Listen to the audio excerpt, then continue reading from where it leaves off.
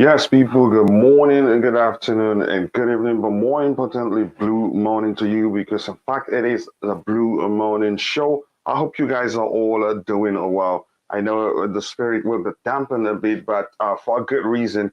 But we're here to talk about it a bit to try to find out what really happened. And then we'll move on from it and talk about our umbrellas. We'll talk about The players we're hopeful to get. We'll talk about Nathan Aki. We'll talk about Jules Kounde. We'll talk about all the players that we're linked to. But it's going to be another great show today. I promise you that. So sit back, relax, and let's get into the show.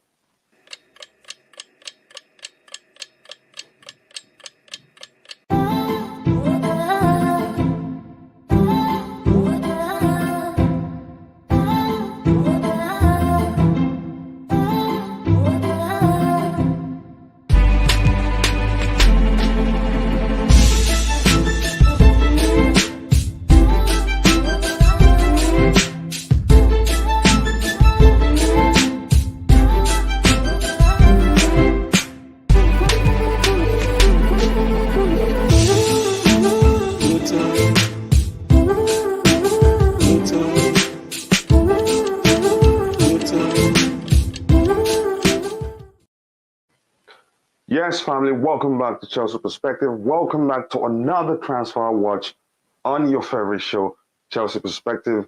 Thank you once again for finding the time to join us. I hope you're all doing well, and I sincerely do mean that. And again, more importantly, the first people I want to know how they're doing is Street Beer and also Liam Lane, both of whom are family members here, and they are, they're not fine. Let me just put it that way. But I'll check up on them again. I did check up on Street B yesterday, and she was in a good spirit. Leon Lane also the same, but I'll check on them again for the sake of what the family, if you want to put it that way. Before I go to the chat and find out how the people there are doing, I want to know how my brother Ty, who's also found time to join me on the panel immediately, how he's doing today. Ty, how are you doing, brother? Yeah, well, I'm just trying to um, get past this aftermath. Mm. It was never going to be easy. I know that. Again, even though I've been optimistic, when that happened, because I really wanted us to get the player, but then again, we must understand it has happened. Again, we must move on from it, but we want to look at it a bit and find out, okay, how even was that possible? How did it happen? And then try to come up with some answers, closure if you want. It's important that we do that. So Ty, welcome to the panel again. I can't thank you enough for always finding time to join. I'm going to start again. I'm going to look at what we have in the chat, because we have people there already, and it's the tradition here. It's important that we see how everybody is doing. Fourth to hit the like button, Club America status, or maybe is it who ended the fourth in the fourth place this past season? But again, at least you made it to the Champions League. Deals CLC said, big up, Kachila. Good morning. Hope you're well. Read your Twitter message, brother. Read. Okay. Yeah, I've read it, and I think I've done what you want me to do. Again, I hope you're doing well too. Thank you again. Blue morning to you. Again, excuse me. Smith David, my Indian brother, says greetings to you, brother. Finally, Barcelona. Yeah, they win the race to sign Leeds for that they agreed deal worth of 63 million. I'm hearing 75 million, except the numbers are everywhere, but we'll talk about it in a bit. And more importantly, I wouldn't for any reason want us to dwell on it too much. Again, we're in pain, if you want to phrase it that way. I want us to talk about it briefly and move on from it as soon as possible. Again, IC says our transfer plans are about to go in smokes. That I don't believe that. I simply just do not believe that. Why? It'd be stupid if we're not smart enough to have a backup plan in place. It's especially immediately they found out that okay, everything has stalled, and that's a chance he goes to Barcelona. So it'd be stupid for them not to have. In fact, it would be a good idea actually for them to use, that scenario that is use the deal when it's told, use it as a camouflage, use it as a cover to go for another player, and then the media wouldn't know about it, no other club would know about it, and boom, that one will be done or close to done, and the focus will still be on us getting Raphinha. So again, if you're not talking yet, please can you mute your mic, because whatever you're doing is coming across and the audience can hear it and it can be irritating. Says here, good morning, Coach and Ty, chat as well. Coach, I really hope a coffee is on the show. He will be well deserved. Yeah, yeah. I know. Again, good morning, Kachila. Good morning to you, Bamfordino. And by the way, Declare, my brother, I do hope you're doing well, and I sincerely do mean that. And he's a True Blue who was with us during the evening show. The chat was on fire. People were like a spitting, their frustration in the chat. I don't know if that was what led to my system freezing the way it did yesterday, but that's by the way. Apparently, Barley shocked at how low James and Mount's salaries are, and it's taking action. One wonders what he was doing when all business were allowed access to accounts. Yeah, exactly. That makes a very good that's a very good way. This is the first delicious comment of the day. If you're saying that he's shocked, yeah, how low the salaries of those two boys are, then how is the other aspect of what the comment? How is it even possible? Kunde deal needs to be wrapped up as soon as possible. We'll see again. I'm not gonna hold my breath for anything until again, like we've always said, until I see the player holding the shirt, taking a picture at the club, and also we get an official statement. Let me ask this question: have we actually gotten an official statement for that of Stalin? Because I'm beginning to be concerned, really. For who? For Stalin, any official No, statement? no. He's still completing the second part of the medical, so Yeah. it could most likely happen tomorrow. No, I think in the evening. In the evening. Okay, Or I'm just tomorrow. Depends, yeah. because it's pretty likely that he gets announced when he goes to USA. Mhm. Yeah, the thing, the truth is, I'm not really concerned yet. I'm just joking anyway. But I know some people because of the way that of Raphinha, how it all unfolded. I think most people will be concerned. Most people will not. If you tell them we're signing Raheem Sterling, they say otherwise. So Ty, again, let me start with you. I know I've asked you that question again, but once more. What do you think? Okay, I haven't actually. Tell us what what do you think happened? Or if you're in the chat also, I want to get your theory of what you think really happened. How a deal, a player we heard that were great at times with Leeds United, and then boom, the whole thing started, and before you know it, and again, it was like between hours of us hearing that Barcelona have pulled out from one source, and some saying it's looking more likely that he's going to go to Chelsea within hours, 2 hours actually, or 3 hours. Boom, next thing we're hearing, he's going to Barcelona, and it happened. So, Ty, what do you really think happened? Honestly, that part about them pulling out and then people saying that it's looking likely that the Brazilian will be coming to the bridge. That to me means that they were pulling out and then they're going to improve their bid, and they were trying to find the best way possible to get the funds that they would need in order to make that competent offer to beat Chelsea's bid. Mm-hmm. So to me, I think when people were saying that it's looking like he's coming to the bridge, I was taking it with a grain of salt, because them pulling O was an indication that for two things they were planning to go again maybe in a couple of days, Mm-hmm. or they were planning to improve on that bid by putting O and then offering a new one. So I don't think it was a case where because they pulled out at that moment he was gonna come to Chelsea. It was just something that people heard that they withdrew, and they were just hoping that that meant that he was coming to Chelsea. But I mean, for me, we always knew, and I kept saying this every time I joined, that he has his dream move, and if his dream move doesn't happen and if it's not possible, he would be open to Chelsea. His dream move is possible, so he's gonna get to that. So I think for me, I'm just trying to to not think much about it, because to me, it makes me wonder if this is why Chelsea are trying to get personal terms agreed first with Raheem Sterling and Ake before they make a bid, because you can make the bid, but if the player doesn't want the move, then it doesn't make any sense. So and that's the same thing with Laporte, and everything else. But that's something totally different. Yeah, it is. Again, I can't still wrap my head around how the whole thing unfolded. It's confusing. It can fry your brain if you try to think about it too much. But we'll see what happens. I'm gonna come to you right away. Dales, can you tell us? Give us what's your theory on what you think really happened? I want to know. And if you're in the chat, let us know what you think happened. Really, give us your theory. Take your time, and I'll try to Coachella, read it.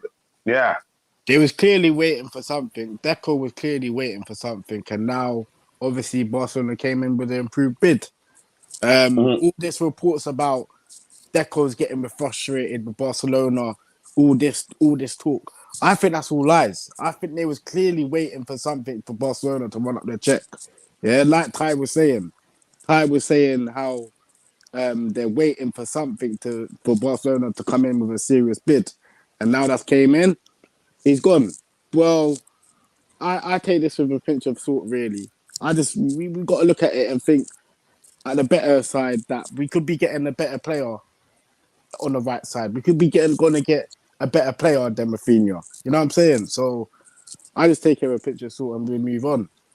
That's the thing. It is not. It is not. It is not the end of the world. Again, Yeah, like yeah, we've talked about, that's a chance that this may well be a blessing in disguise. yep, We've been there before. You yep. understand? So, but we'll see. We'll see what happens. I'm gonna try and catch up with the chat, and I'll come to IBZ and get his thoughts on what he thinks happened. I'm waiting for those in the chat. Let me know what you think happens. I'm waiting to see what you think happened. Again, if Barca, this is Smith David said, if Barca gets Lewandowski as well, their attacking options are just absolutely insane. I'm not gonna. I don't. I actually don't want to talk about that. I'm trying to figure out what happened. That's what I'm trying to wrap my head around. Again, Bamfordine says I heard he's coming to the US on Tuesday with Todd Barley. Who exactly are you referring to? Please do let me know. Raheem Sterling, I Sterling, Bamfordine. think. Sterling, Okay, Raheem Sterling. Sterling. Okay, this isn't a wiser from Barcelona financially. Plus, if they fail to win any major competition this season, the club will be in absolute ruins. Again, that's what you're thinking, but I don't see that happening. But we'll see. Barca agreed. This is the Chelsea the King Slayers theory. Barca agreed personal terms with Rafinha back in March, playing in Spain in his boyhood dream. I don't see the big deal in losing him. Yep, I think this makes perfect sense to me. The fact that he'd already agreed terms with them for a long time ago. But what I don't understand is that they don't have people, again, maybe this is a lesson to all the people thinking the Barca are broke. Like I argued yesterday, they're not broke, they're in debt. And there's a difference between being in debt and being broke. They have assets, and they have a rich history. They have just selling 10% of their TV right earns them, fetch them around 300 million plus. That's to show you how much of that is of a big entity they are. So, yeah, Isis says he doesn't know. It's that simple. Arthur Low says, a good day, Kachila. Kunde will join a City. Koulibaly will go to Juventus. We lost a deleter to Bayern. We'll be in talks with Juventus by now. We will get Aki. Chelsea is still sleeping on the transfer window. Again, I get again, this is you just your own theory again, but you haven't answered the question I asked you. IBC coming to you. What do you think? How do you think it unfolded yesterday? What do you think really happened? Good morning, Coach. Good morning to Good you too, morning, everyone. brother. Pardon my manners. Sorry. Big up Nah, the it's IBZ. okay. Big up, big up. What's good? What's good? So, it's funny, because yesterday, I weren't even looking on. I didn't look at any reports. Weekend there, I tend not to get too much into the transfer dealings and whatnot. I like to enjoy my weekend and not wonder what guy am I going to sign or what report a Twitter Yeah. guy is going to put out there. So I just try and just wait till Monday. But like yesterday or Saturday, I think I saw something like, oh, yeah, Deco's giving him 48 hours, this, that, and Yeah. the third. And we've agreed Raphinha's agreed personal terms to start the third. Anyway, I took it as picture. So this morning when I woke up and I saw some Raphinha posts, I weren't really shocked. I'm like, oh, what? So we didn't get him. And then obviously this morning TalkSport just confirmed it this morning when I just tuned in. That obviously Raphinha headed to, it's already done deal type thing. Yeah, I mean, what do? We move in it. Like, he wasn't our number one time. Well, he wasn't our number one choice. So it's not like, oh yeah, he always wanted to play for Chelsea. He's always wanted to go to Barcelona. But Barcelona agreed this verbal term there 6 months ago. So I don't think we should be pressed. Obviously, it's annoying because obviously we were in for a player. It looked like we were going to get him. Then his agent's done what agents do, find a better deal. And obviously, we are at the loss. Obviously, something that we're not used to. But we got to move, man. This is the transfer window business. And obviously, we may not be used to losing out on players or players choosing another team over us because of this, that, and the third. But this is the game. And this is the game that Todd Bowler is in which obviously I have my reservations, my opinions on if Mourinho and Peter Cech were still there. If that deal would that still be in that deal be left to in the hands of Barcelona, or would we have pushed aggressively and got the target we need? But that's another debate. But yeah, I mean, he's gone to Barcelona. We move on in it, coach. We have to, Sterling's imminent. We look for another player or maybe I don't know if this Dembele was going to sign. It would have been done, say a week ago or so. So yeah, we just go to the market for someone new and see what Tuchel wants to add on to that. But Raphinha, we shouldn't be pressed. It is what it is. I mean, if he's got that? It just goes to show the mindset. I mean, I'm not questioning his mindset. I never question professionals' mindset. They're on a different level playing field to a man like me. But if he has this mindset now within a transfer window, how do you think his mindset would have been in terms of loyalty after a couple of seasons at Chelsea? You know what I mean? Well, is he a player that will not turn up for training just so he can get his big move to Spain? So let him go now, innit? And good luck, I guess. I mean, he's never played for me. I've never seen him play in a Chelsea shirt. I've only the closest I've been to Raphinha is this summer in terms of links to Chelsea. So, I mean, do your thing, bro. Like, I'll be more angry if Sterling. I'll be angry if Sterling didn't, or that Sterling deal didn't go through. Yeah, I'll be fuming. But Raphinha, he can do one. Yeah, literally. I mean, he moves, isn't it? Yeah, and one thing I want to say is this: I'm not gonna. That is, am I happy that we didn't get the player? I'd say no. That's just the truth. But again, I'm not gonna go to the extent of blaming the player for what happened, for him not coming to us, calling him names, or and like most fans are wishing him bad luck and all that because he didn't sign for us. Because he didn't sign for us. No, we shouldn't be behaving like that. I don't think it's okay. Yeah, he doesn't owe us 1% of loyalty. He doesn't owe Chelsea Football Club. No, he doesn't. Yeah, he doesn't owe any supporters anything. He can say he loves Chelsea for whatever. He has no link to us. He can go wherever he pleases. He can go Mars for all we care. He doesn't have to play for us.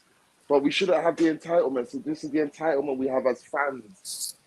And obviously the frustration that we haven't signed players that is feeding into the narrative, oh, he should do well, what? Booing Raphinha. So what, Raphinha played, Barcelona played Chelsea, Champions League, knockout stages or group stage or what have you. But we're booing Raphinha, yeah? Relentlessly, like he snaked us, like he played 60 games and up and left. Nah, man, it is what it is. We move, man. Let me try and catch up with the chat and I'll come back to the panel and get the Clad's own opinion. Here, Monica Majara says that this window has been slow, but we will make it. Again, that's another delicious comment. And you could argue, I don't know, how do you, and Monica, I really want to know, how did you come to the conclusion, although your comment is good, we will make it. That aspect of your comment, again, I do love it. I have to be honest with you. But I want to know from you, how did you come to the conclusion that this window has been slow? You could argue that because if you're impatient, you will see it as if we're slow. But the truth is, correct me if I'm wrong, I don't think we're actually halfway into the window yet. But like I've always argued, by the time the window shuts, I still do believe we will have a good window. Right now, we have 95 people watching. and we have 19 likes. We can do better than that. Please, if you haven't, take a second to like the video to help us reach more people. And again, I'm going to say what I say every day. I'd rather you like the video than subscribe to the channel. Than donate to the channel, your hard-earned cash to the channel, because the more you like the video, the more people will be able to reach, the more people will get to subscribe to the channel, and the faster the channel will grow. And already you're doing enough by being part of the conversation, being in the chat, commenting. Even when you're watching and without commenting, you're doing quite a lot for the channel to support its growth. So please keep liking the video, and also do subscribe to the channel if you haven't. Again, I've read that from Monica Mayara. Welcome to the channel. If this is your first time, please be sure to subscribe. Ike Isis says, I really don't care what happened. Barca came in with the money and Raphinha was there. Please, can we move on? That's what we're trying to do. We're looking for closure, and then we'll move on and talk about something else, that concerns our beloved club. Says, what happened yesterday has to do with the media speculations. Sometimes their reportage is not as true. It's not a true reflection of what's actually happening behind the scenes. This is one delicious comment, and I'm going to highlight these for a reason. Before I will use it when I will present my own theory, what I think what happened. Moshi Sabeta says, I don't want to lie, guys, but we really need at least two center backs. That's obvious for obvious reasons.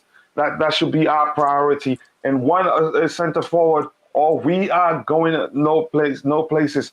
It is said that Lewandowski wants to go to Barca, but he would be a perfect fit.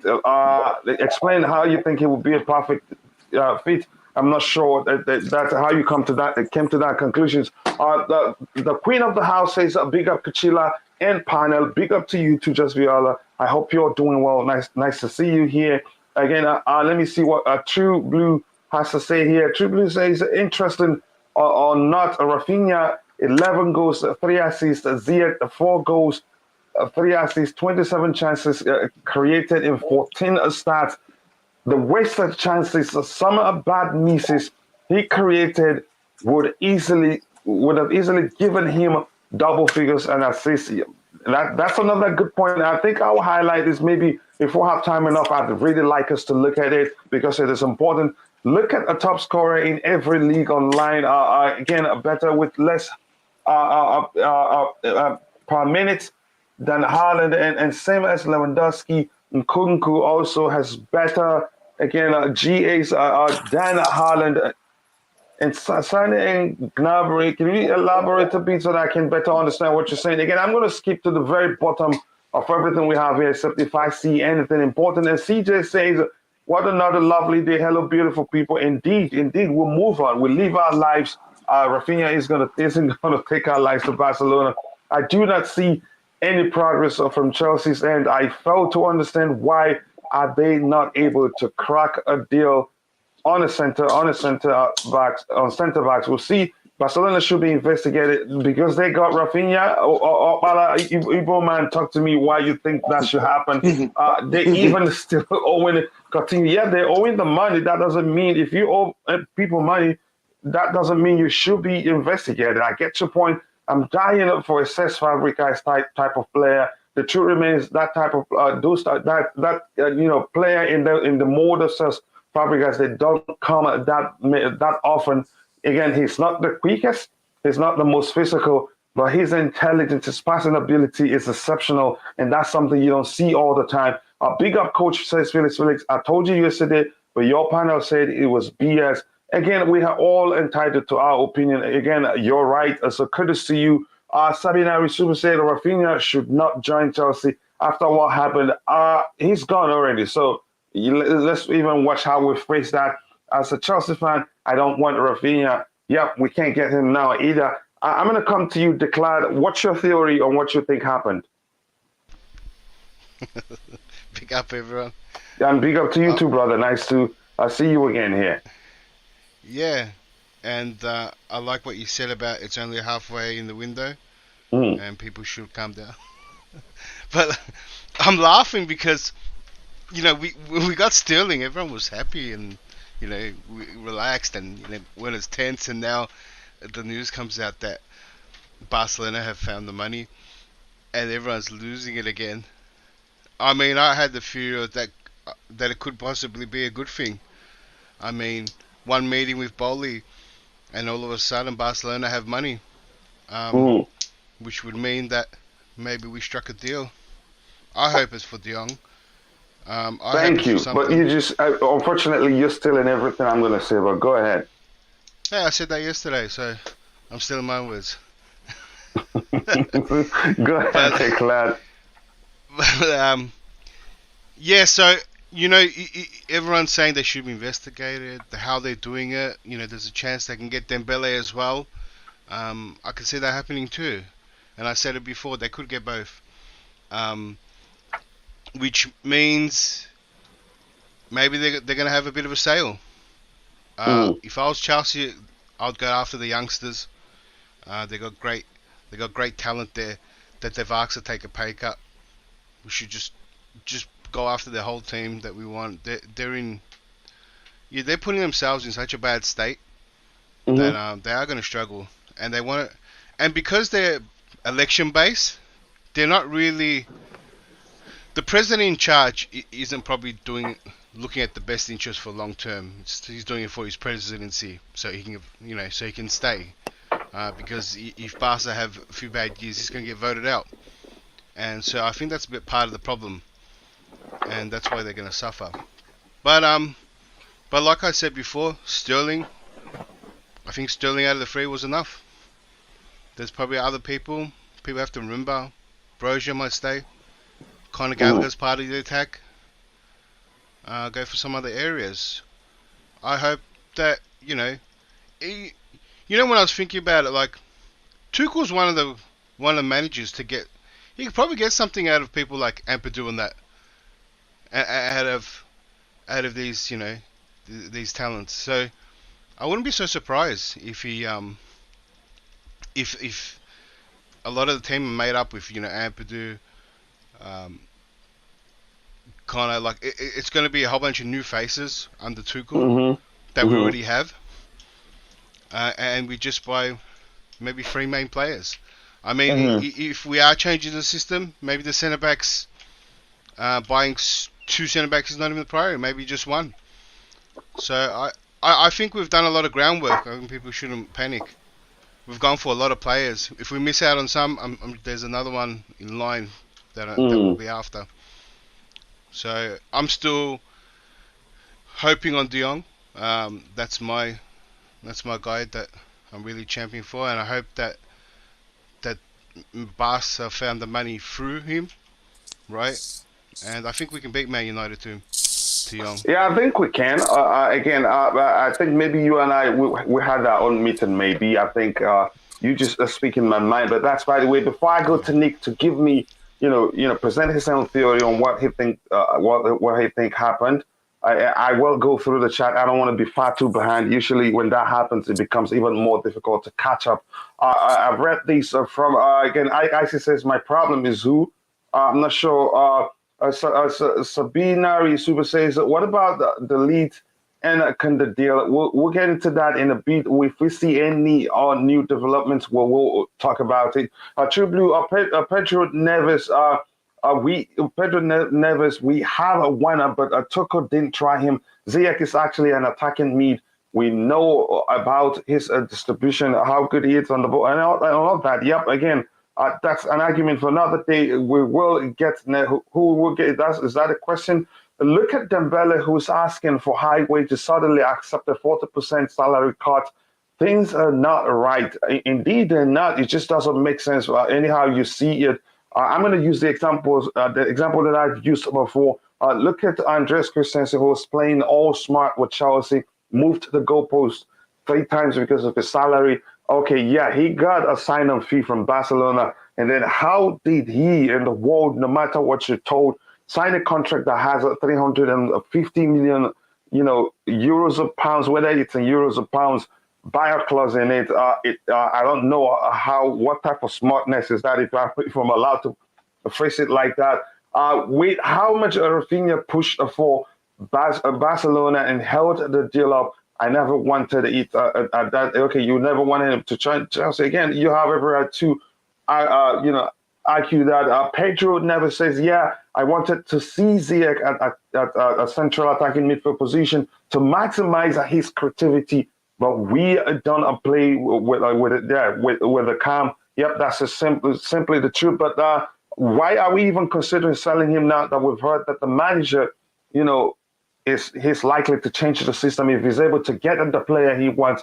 But maybe it comes down to the player wanting to leave, because that's also another important factor. Barcelona should get a sanction. Again, we should stop saying that. They haven't actually done anything wrong now, I think, which is mad, that they got the player finally. Samuel says that no matter how big the name is and how good the numbers are, will they fit into our system? Good question. That's a very, very good question, a delicious one. That's what we need to focus on. And again, if the manager wants any player, we should stop questioning the players the club, the club is going after. Fact, don't sleep on Ampadu. We shouldn't. He's a good player, some talent in that kid. Okay, just Viola says Barca cannot afford to have all these players on their payroll. If they have to follow La Liga FFP, De Jong, Dembele, Raphinha, Christensen, Aspi, Marcos Alonso, and lastly Bernardo Silva. Have you mentioned Lewandowski yet?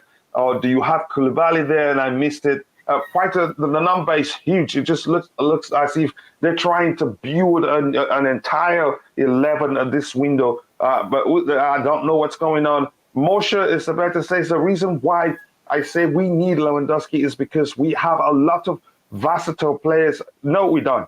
I don't think we have a lot of versatile players already. Example, Mount, Pulisic, Timo, Ziyech, Lewandowski. What happened when you play this player in those positions that make you think they're versatile? Tell me. I really Simons is versatile.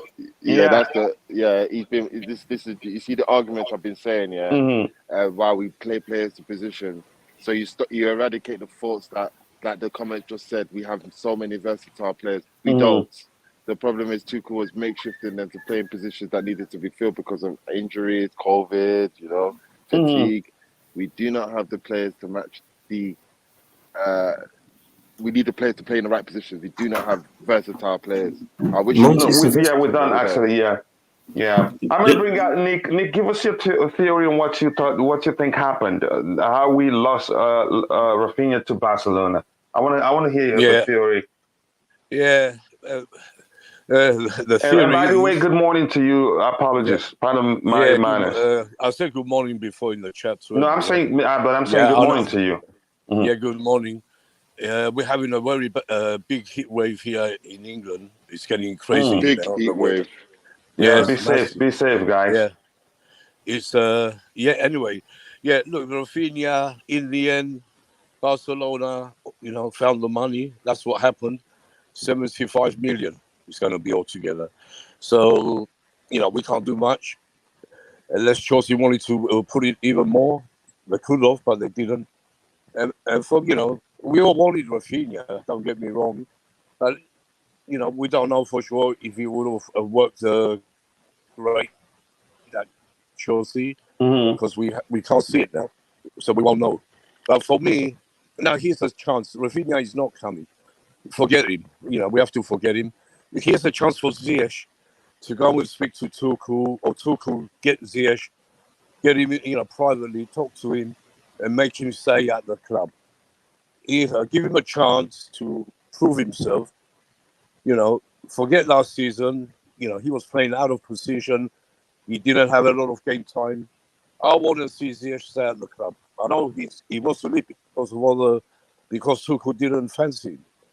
But if Tuchel wakes up and talks to him, he could change his mind and say and prove to us that we didn't need Rafinha. That would be a great point to see. That's about that's what about Ziyech, because he's a great player. People are saying he's not, he's this and that, but he's not. He's a great player. We saw him at Ajax, especially when he came to Chelsea, and it was man of the match. So, Ziyech has plenty to offer. We're just using him correctly. But it's up to Tuchel now to realise it. I hope he does, because you should get another chance.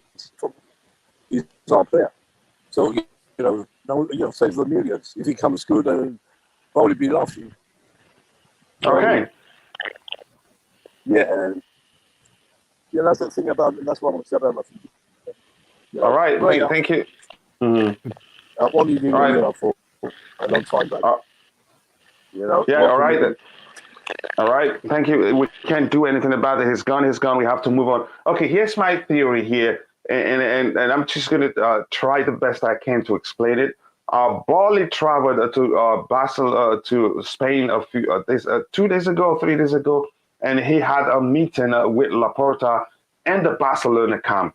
And there's no way you tell me, even if the meeting lasted for 45 minutes, there's no way they'd conclude that meeting without talking about Rafinha. And there's a chance, actually, they struck a deal, and we don't know. And I asked the chat, I asked them if they, I asked, do you think Barley knew we'd miss out on Rafinha? 64% said yes, and 35% said yes. Said no, sorry, I missed the word, do you think? But they understood the question I was asking. So the truth is, I think Barley knew we were going to miss out on the guy. And the truth is, if that's the case, if in fact that's the case, they'd be talking to the alternative even before now, and probably use the Raphinha conundrum as a cover. We wouldn't even know that they're talking to someone else, and probably close to completing the deal, by now. So we shouldn't worry too much. It's only natural that we're worrying. But again, I think we will be fine, and that's my own theory. And if you're on the panel, if you have anything else to add to that, you go ahead. Or if not, we can just move on. Coach, Just to add, so go on, Jules. What I was gonna say, obviously, there's other players out there still, like in the right wing of spot, like Gnabry, Jared Bowen, Liao. I wouldn't mind any of them options. Like I wouldn't mind that. We ain't getting Liao. We just forget about that. What about Gnabry? I don't see as well. Go ahead, Bill. Say what you want to say, and I'll come in with something else but I want to talk about. Gnabry's got one year left on his contract by Bayern Munich. Why don't we put a bid in for Gnabry? We'll see what Bayern Munich is saying. Not a bad shout, but still, like, would you not take? Would you not take Gnabry? Would you not take him? Yeah, I'll take Gnabry. Yeah, it's a wing back. Yeah. Deals, you wanted to say something?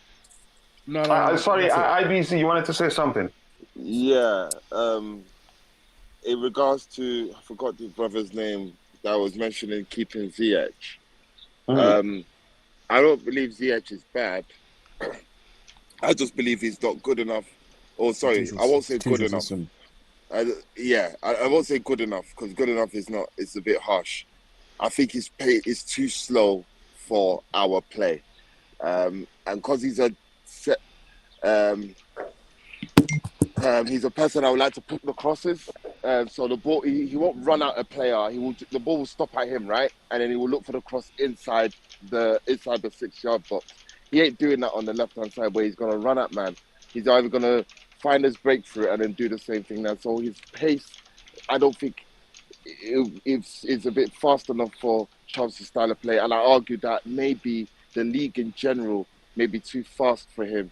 Maybe a Serie A will suit his play, or even somewhere, maybe Spain. Not everyone that can leave Holland can adapt to the Premier League. And I just think Ziyech doesn't make that. Yeah, he's got individual quality. He's good at free kicks. He's got a brilliant left foot on him. He can pick up man and he can find that top bins. But I just think all round his style is a bit too slow paced, in which he will get left behind in the league and with our club. I've seen it a couple of seasons now. I said, you know what, I'll give it this season, because obviously last was his debut. But obviously towards the end, he kind of, from January, he kind of picked it up a little bit. But still, I just feel that it's a bit slow paced for Ziyech, and maybe Ziyech may need to find a new club. But obviously, in Tuchel, we always trust. So I don't see any doubt in Tuchel putting his arms around him if he wants to stay, if he wants to keep him. and try and better his game, because obviously Tuchel's a good coach and he can make players better. So I believe that he could do that. Give it a second season under Thomas Tuchel, maybe he will be able to find his feet more, because he was certainly more. I've seen certainly more an effectiveness under him, under Thomas Tuchel, than I did with Frank Lampard, albeit Frank Lampard stayed, say, six months or so. So it was his final 6 months when he had him. But even still, like, I don't believe Ziyech. I feel he's a bit slow paced for us, and we might hinder. So maybe getting, obviously, like Bill said, a player in the likes of Gnabry, a direct winger who can either play both sides and be, as dynamic as Sterling or Dembele. I wouldn't say no to that. And I just feel like Ziyech is one dimension with his left foot, so maybe we need more than just that. But that's just my take on Ziyech. Shut up, you fucking idiot, man. Who you talking to, Nick? I'm not sure, and I don't want to know anymore. Okay, now again, I'm gonna come back to the panel. I'm gonna come back to the panel, and the question I want to ask is this: this is such again. Before I say that, we have 140 people watching, and we have just 42. We have just 42 likes. You can do better than that. So if you haven't, please take a second to like the video and also subscribe to the channel if you haven't. Again, thank you for 42 likes. That's not easy. Again, I sincerely do appreciate you liking the video and always supporting the channel. Now, the question I want to ask is this. I don't know if I should quickly go to Rodrigo. Maybe he has a theory that will help us better understand why he think we missed out on Rafinha. Yeah. Okay, good. Yeah, He's prepared. I think, go ahead. I think a lot of fans in England, a lot of fans that only read a lot of the English newspapers, were bought into this idea that Barcelona are finished. But it was clear. We can see what Barcelona were talking about. Once the second economic levers was going to be activated, they will be fine. They will be able to sign players. I am not surprised they're able to spend money on Raphinha and they will be spending further on other players, because they will have money. They will have money coming from selling their TV rights and so on and so forth. So maybe maybe we were jumping a gun before saying, "Oh, Barcelona are finished." I don't think they were that finished, because I think they have money somewhere. And obviously, and another thing is, most of the debt, they don't have to repay them.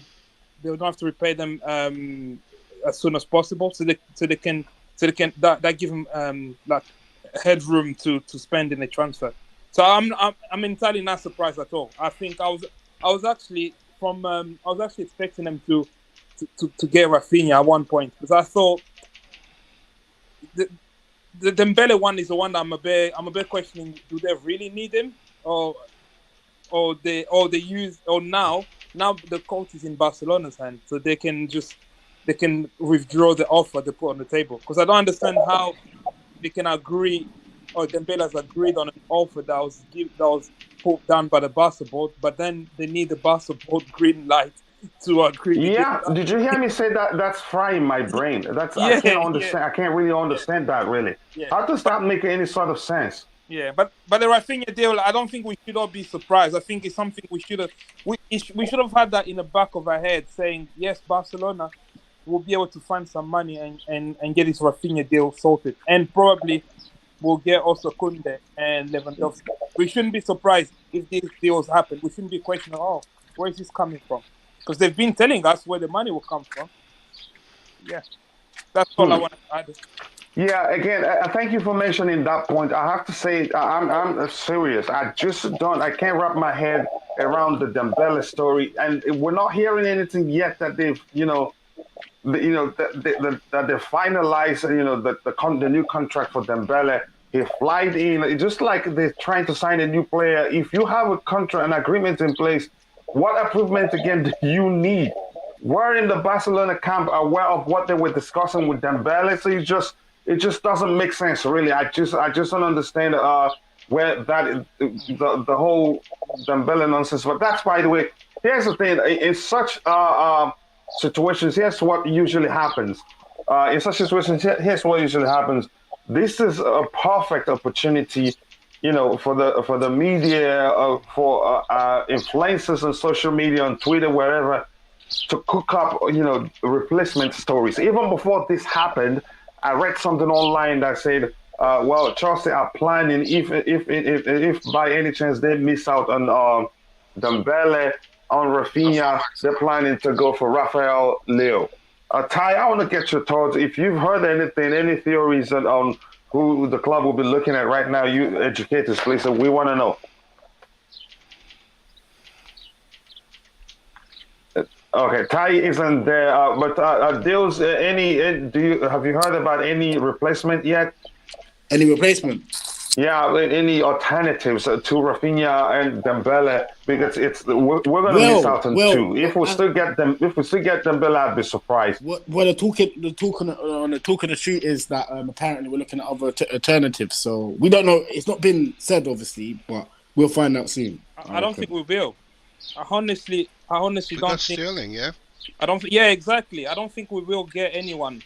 You don't think so? We already got an alternative. Cho shaved his head and all, man. Did you see? Okay, let's go one by one so that whoever is talking, we can hear the person. Go ahead, Rodrigo, since you already started. Sorry, I was gonna let Declare go because he. Okay, Declare, you go. No, I was saying we got Sterling. I think you have to factor in Connor. That a few days ago again, Declare, you did, but go ahead so because that you can make us understand better why you think there's no need to be looking at alternatives. Well, I think people aren't counting Gallagher. That's going to be part of the attack, and I think that's where Tuchel sees him. And so that's another person. And then if Broja stays and Havertz, you're pretty much set. You pretty much have the team there, the attack. Yeah. I mean, even if Ziyech leaves, I think Cho comes into play if Tuchel wants him, and there you have your attack. We can't go into the season like that. That's 6 attackers. You still have Werner too. Werner's still in the books. I mean, it's so easy to forget about him, but he's going to be part of it. He's going to be part of it. It's looking like I won't be surprised. But I'm hearing that the club is still open to selling him. Angerin was that other player. I think he can press, and I think he can make the deep squad. There's another player. So he was ready. Yeah, so like I said, Sterling, Raphinha, and Dembele all shared a similar characteristics for me, and maybe we're only in for one of them, whichever one came through first, right? And I think that's what the case was. The Raphinha bid was ages ago, if you remember, right? That was before Sterling deal. And the fact that we were in for all of them probably sped up the Sterling deal. Do you know what I mean? So that could be the plan. They could also, and like I said, it was probably a tactical ploy as well. We pressured Barcelona to spend more money now. They're going to miss out on other targets. We can go in for their targets. So I think that we're going to see. That is serious deep. That is serious deep. You're thinking beyond the surface. That's deep thinking. Go ahead. I like it. Yes, I mean this is all part of negotiation, and it's a play. Do you know what I mean? They all know what's going on. They all know the agents. Even all these transfer news. Yeah, even all these transfer news that we hear is a part of some ploy. Yeah, to generate interest, to push other clubs, and everyone's playing some kind of little game. We're just stuck in the middle trying to guess. We don't know which transfer news is real or not.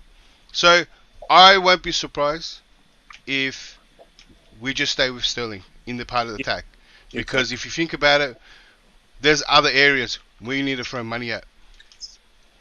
Yeah, that's just the truth. I think that your explanation makes perfect sense because it goes beyond what we see on the surface, but it's easy to jump to conclusions that we need a replacement, or we're finished. It's Rafinha, or we're done. Some people are already saying we're not gonna do well this coming season because we missed out on Rafinha and all that. But what you explained, and that's why it's important we talk about this to make people understand. We've signed Raheem Sterling, and even if we lose, if Hakim Ziyech leaves for AC Milan, we'll still be good. But that's, by the way, Rodrigo, say what you wanted to say before. Yeah, I wanted to add to what. Yeah, that's I wanted to add to what Declare said. I think the Rafinha deal was probably an opportunistic one we saw a market there. We said, right, we might get him. But if you look at it, if you objectively, right, we seen Raphinha in the Premier League. Was he really worth that £60 million that we were gonna pay? Like, and how much will it improve our squad? This just seems like you've been in denial now. You just sounded like the typical Chelsea fan because we didn't get him. He's not that good. He's not worth 50 million. But go ahead, Rodrigo. Coach, that's like when a girl rejects you, like, I didn't even like you. And that's exactly what you're doing. But go ahead, finish, Rodrigo. Yeah, she's butters anyways. Yeah, she isn't beautiful anyways. Yeah, but no. Go ahead, Rodrigo, please. To be fair, I'll be objective. Right? Amazing player. I'm not gonna deny that. But when I look at our squad, right, like what Declare was saying made sense. We already have Conor Gallagher, and people were saying we need Gallagher in the squad, and we're even struggling to put Mount in the team. Now we have Mount that can play. We can have Mount, Sterling, Havertz as a front three. I think the issue we have where you're telling me Mount on the wing. I'm not for that still. No, I'm not for that. No, just let him finish, Deals. Let him finish. Wait, go ahead, Rodrigo. Man play in those number 10. No, those 8 position last season, and his contribution was really good. He was a second top scorer and stuff. So yeah, so Mount can do a job there. But obviously, in an ideal world, you want to have Callum on one wing, Havertz, Sterling, play a 4-3-3 or whatever formation, because they're actually natural wingers. I'm not. I think I was actually questioning our target of Raphinha at one point. I thought we needed to spend more money reinforcing our defense. I think that's our focus should really switch to our defense. I think that's what we need, more reinforcement. I think that if I were in Bolly's shoes, what I would do is the 55 million that was on the table for Raphinha, I'll probably put a bit more to the league if that's who took a one, and a bit more on Ake, because it seems like those are the 2 targets that Tuchel is looking at. Just get them off the line, because we desperately need those 2 players as to another attacker like a Leão or Gnabry. Gnabry, Leão are good players, yes, but what is the priority right now with the limited time that we have until the season starts is the defense and maybe another midfielder, because I feel Kante, Kovacic are too injury prone to rely on the whole season. I know Ruben is there, but I want someone with a little bit more to the game. So maybe in the meeting that they had, maybe the Frankie de Jong was discussed. Maybe there's an opportunity there, but again, I don't want us to spend too much money in an area where it is not a number 1 priority. As much as I want a midfielder, but I think our defense should be top. So good luck to Raphinha.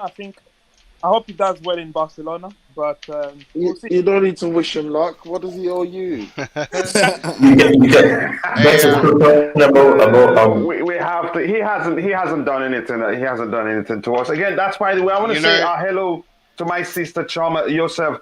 Nice to see you here again. Thank you. But it's not fair that whenever you come in here, you just say hello to Just Viola alone, and that's it for you. Not even to the brothers on the panel here. But it's okay. I won't cry. I won't cry. Yeah, I will not cry either. Declan, go ahead. You wanted to say something, brother? Yeah, I wanted to say something, Rodrigo. When you compare Raphinha and why we came in for that 60 mil, it was actually going to be cheaper than Sterling deal, contract-wise. Because if you remember, Raphinha's wages were low. What we offered and what I guess Barca offered him were actually low compared to the transfer fee. So Sterling's contract is actually a lot more than the Raphinha deal. So I think, like you said, we were probably opportunistic going for him because it was a cheaper option for maybe something similar. I want to add to the Tuchel will play. I mean, don't be surprised because we're not playing with wingers. They're playing then. He can play Mount, Gallagher, Havertz. Just the same way he was prepared to play Havertz, Mount, and Lukaku start of the season, he sees those two roles as the same, and like one of them have to make up to the midfield, and Conor Gallagher and Mount can take turns in that. That is a possible front three for us, especially if Conor Gallagher continues on how clinical he was for Palace, right? And he continues that, well, he even does better for us. Then he's gonna start, and Mount is a big starter as well. And then you can see Havertz play, and that could be our front three, or even Sterling through the middle. Like, don't be surprised if that's our lineup. People don't want to see it. Mm-hmm. People don't like people still see the front attackers as wingers. That's why they're so desperate for Raphinha, Dembele. They want 5-star skill moves. Very very tricky players and good on the eye. Eye test merchant, declare the eye test merchant. Yeah, the eye merchant. Yeah, that's what people want. I know, and I don't blame them. But the reality of it, those two positions almost play as a 10 or a striker, and then one of them has to play as an 8 because one of them has to drop. Someone has to help the midfield, or they get overrun.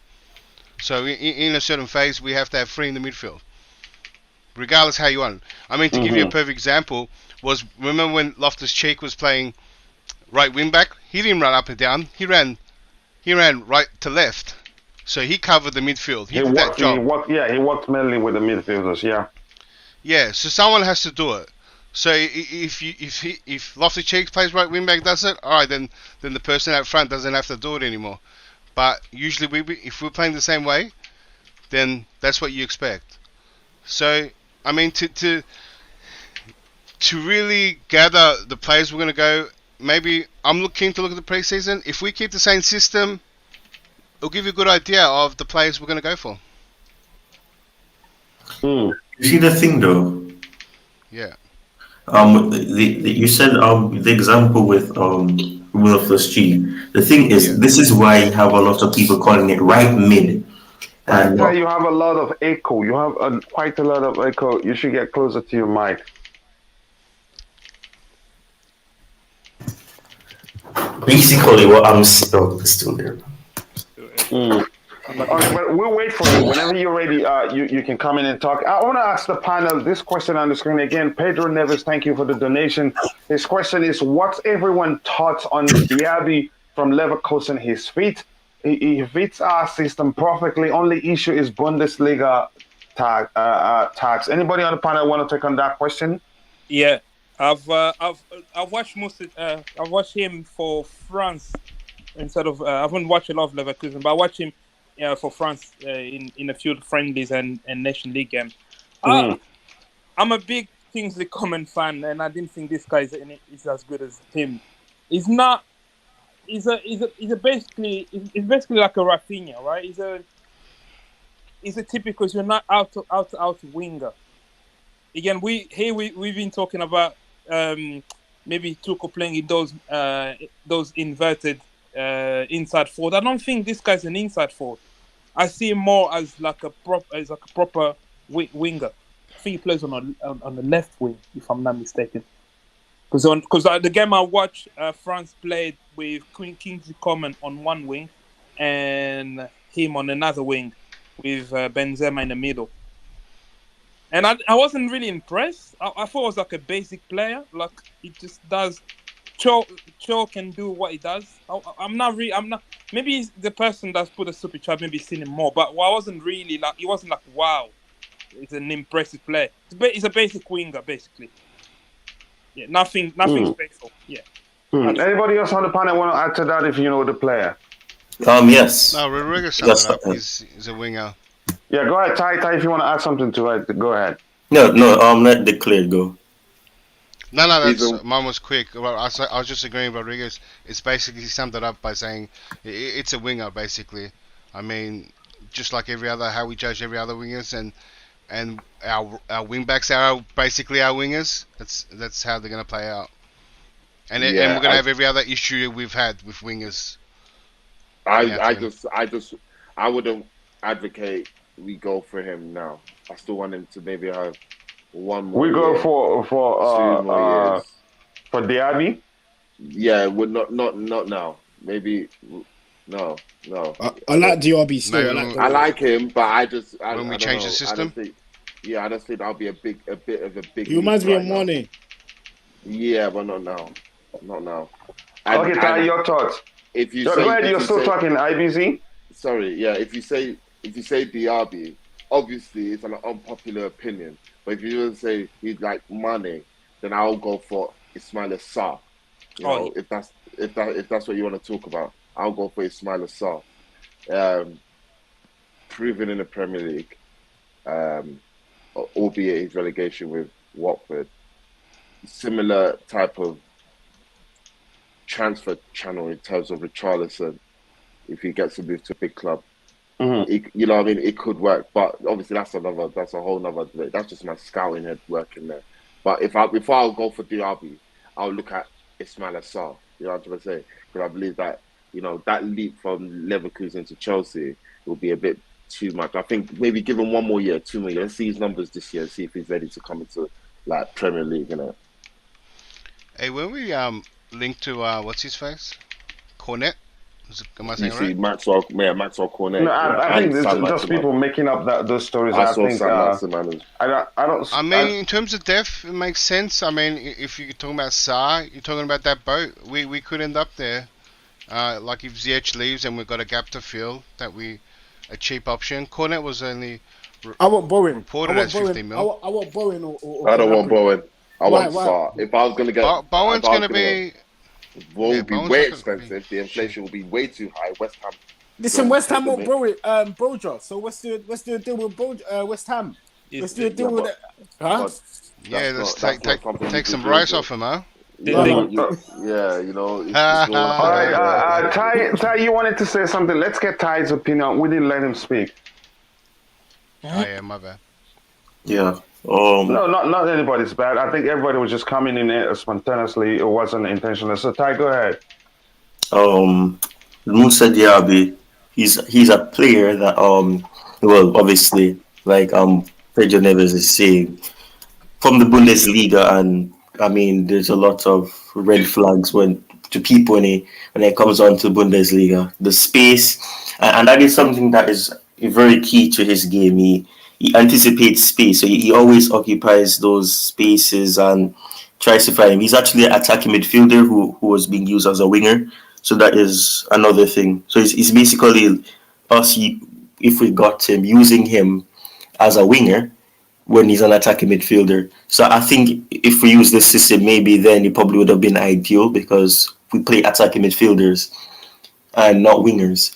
So I think in that sense, but I mean, with the space thing and with most of his game requiring space and being able to find those spaces, it's an issue because we know that not all teams you play against will have a lot of space that's not occupied. I think you may face some, but that's probably 3 to 4 teams out of 20 that you may play. So I don't, not 19 that you may play. So I think in that sense, it would be an issue. I think I think what everybody was saying, I would echo the fact that if you want a player that you want to look at as a player similar to Mane, probably Ismail Sarr. I'm not really convinced about him either, but the narrative to say that he's like Sadio Mane is a bit of a stretch. He is a good player in the Bundesliga, and he's compared up to the levels of Vinicius Junior. And I mean, Vinicius Junior barely, scored more than him and assisted more than him. So I think in that sense, he's attracted. And plus, Newcastle were interested in him, and Bayer Leverkusen rejected their bid. So, I mean, he could have ended up coming to the Premier League if that was accepted. So they're still trying for him, though. Yeah. So Newcastle could still try to get the player, and you never know, they may get him. Yeah, and Coach, can I ask Ty? Are you familiar with William Bailey and in his time in the Bundesliga? Yes, I am. How would you rate that with Diaby? Because that would give me an idea. I mean, he was a creative player. Him and Havertz had a great partnership. They were great friends, and along with Julian Brandt, if that's his name, Julian Brandt, who went to Dortmund, and he was somewhere that had a good relationship with Havertz, and they would create well with each other, and they would create assists among themselves. The thing with Leon Bailey is that he has this luck of getting injured a lot, and that's one of the reasons why he wasn't playing for Aston Villa, because he got these little. Ty, that's just you making excuses for your brother, but just go No, ahead. it's not, man. It's the I'm kidding. reality. I'm kidding. Just go ahead, Ty. Yeah. Yeah, it's just the situation, man. So he was out for Bayer Leverkusen, not the season that just ended, the season before that, and he broke his big toe. So I don't know, man. He has bad luck, but Aston Villa signed him, and I mean he's a good player. I just think he gets injured a lot. He has creativity, and I'm pretty sure, if I'm not wrong, that when he came on off the bench, he's like a super sub. He scored 2 goals and assisted, and I think he won the game for Aston Villa, and they won 3-2. So he had a great impact, and he played against us as a fullback. So he's a player that was being used as a versatile player. He was playing as a left back, right back, and he was weird. So I think in that sense, he's a good player. But I mean, compared to Diaby, I don't think there's really much of a comparison. One adds more anticipating space and trying to get into those spaces that are available, and trying to create there, or trying to draw defenders with them. So it kind of reminds me of Werner in a sense. So I think in that sense, the only thing is that he's more of a creator than a scorer. He does score goals, but he's more of a creator, and most of his game is creating. And then if he on a rare occasion he may score a goal, or 1 out of 3 games he scores a goal. Thank you very much, Ty. I busy coming to you before I try and catch up with what we have on the in the chat. Again, I've decided I'm going to be skipping. Once we switch topic, I will skip to the very bottom of the chat. So whatever I'm reading is aligned to what we're talking about. Again, I want to say thank you to Pedro Neves for the donation. I appreciate that. Again, people, keep liking the video. We have 148 people watching, and we have 63 likes. We can do better than that, and we're closing in to 4,000 subscribers. Right now, we're at 3,957. I cannot thank you guys enough. That makes me happy, and I sincerely do appreciate that. So if you haven't, like the video and also do subscribe to the channel. Again, coming back to the panel, IBZ, have you told us whether you think we need a replacement or not? Do you think otherwise? If you think we need to get an alternative because we missed out on Rafinha, you go ahead, tell us about it. And I've highlighted some very good questions there or suggestions, and we'll take a look at them later. Do you really need to? I mean, we got Sterling, so if we missed out on Rafinha, then it's okay. Like Declared mentioned, which is a bit insightful. It's a bit of an insight. Is that we probably just went in for all of them to see who gets over the line first, not necessarily a case of getting all of them over the line, because then you have less of a balance, and the attack is overloaded as opposed to the defense where we really need our investment to be done. So maybe we're getting one of the attackers in, which will add to the attack a different dynamic, give Thomas Tuchel options in how he wants to play. Now that we have we now have 2 direct wingers in the club now. 3 direct wingers in the first team now, in terms of Callum Hudson-Odoi, Pulisic, and Raheem Sterling. So that's good enough. And you have the inside forwards or the inverted wingers in Ziyech, who can do a job there, and or the wingers as well, who can do that either side of the flanks. So yeah, adding to that will just be a bit overloading. That will be a bit too much. If we do sell Ziyech, though, I do believe we do need a replacement for him. I believe we cannot be that much of a weakness in that football. We do need to replace him. If we do sell him, his replacement, just an upgrade to him will be good. But again, if we just have Sterling, Ziyech, and one stage, it is what it is. What I would like to see is that defensive area. That's now the major key of concern. Obviously, a striker as well. Like I said at the beginning of this, when I joined this panel, we need to strengthen defense, midfield, and our strike. Obviously, people will argue that we don't need that anymore. You know, Kai can play there. I'm saying Kai will not give you 25 to 30 goals a season to win the league. Kai's not going to do that for you. I would love to see him prove me wrong, nor is Broha going to do that for you. So we need someone that's going to do that for us. So that is yet to be seen. But with the winging situation, I think we've kind of got that locked now, with Sterling coming in and having more options out wide. Especially, you can now play Sterling on the right, Pulisic on the left, vice versa. You know, you don't really need to play Ziyech anymore and have CHO and Ziyech playing squad players / rotational part players. So yeah, I think it's okay. I think it's okay with what we have. But now that's what needs to go to key areas of concern, which is the defense, the centre back situation, and the wing back and midfield as well. Other than that, yeah, we don't need anyone else, man. Yeah, I honestly admit, because I think part of the frustration of Chelsea fans, mainly, you could argue, is because we don't really know the people at the club that we're talking with. We don't know everyone. There's no chance that they be making all these moves and they're not seriously talking to a few defenders here and there.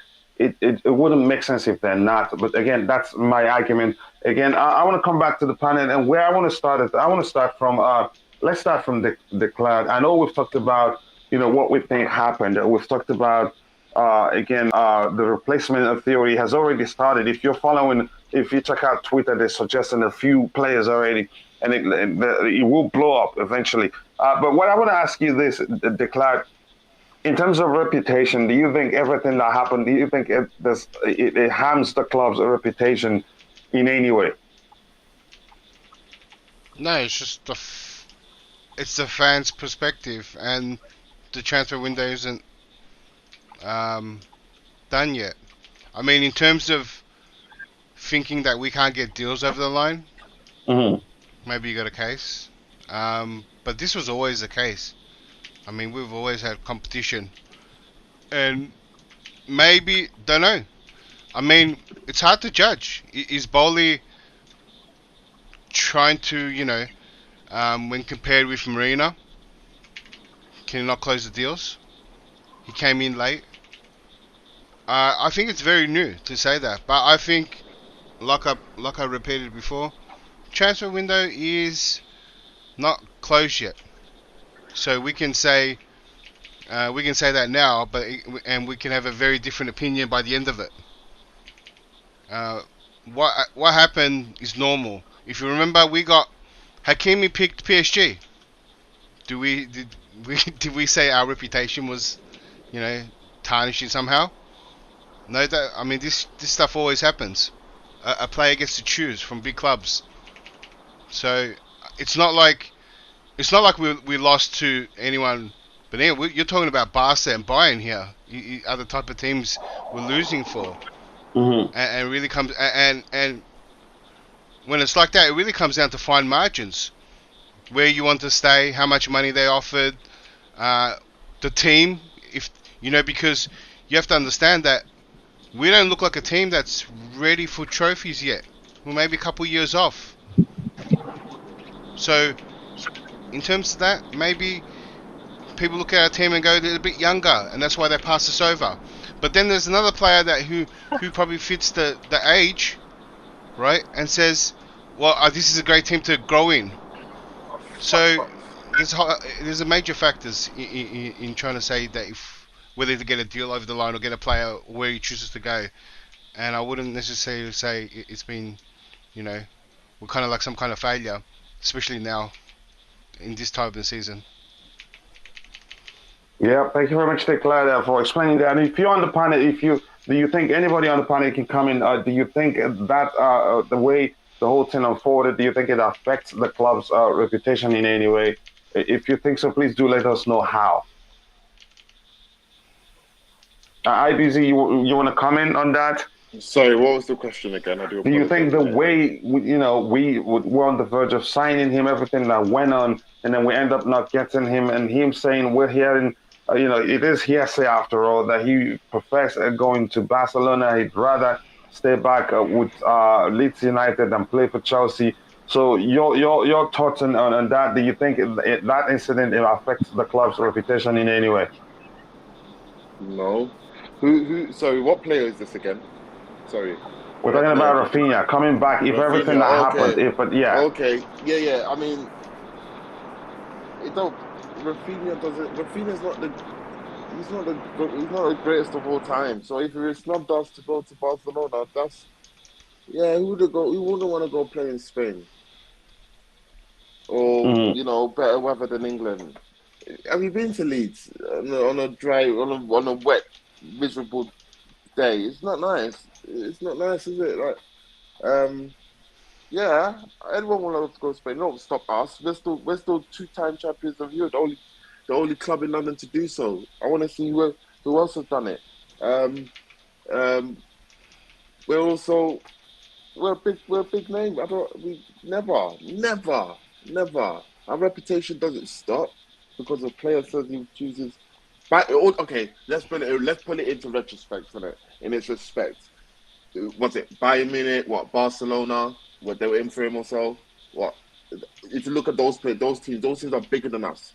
If you really look at the history, if you really want to pull it, if you really want to, call a spade, they have bigger history than us. Bayern Munich, there's a Beckenbauer, Barcelona, Cruyff. Well, who do we have? Peter Rosgood. Do you know what I'm trying to say? So I'm not saying, but that those teams have clout in which it will draw any player. Any player will say, "Oh, my dream is to play for Real Madrid. My dream is to play for Barcelona. My dream is to play for uh, Bayern Munich, Juventus, AC Milan, Liverpool." These clubs hold that statute in that right. But does it stop our reputation? No, because we will still attract players.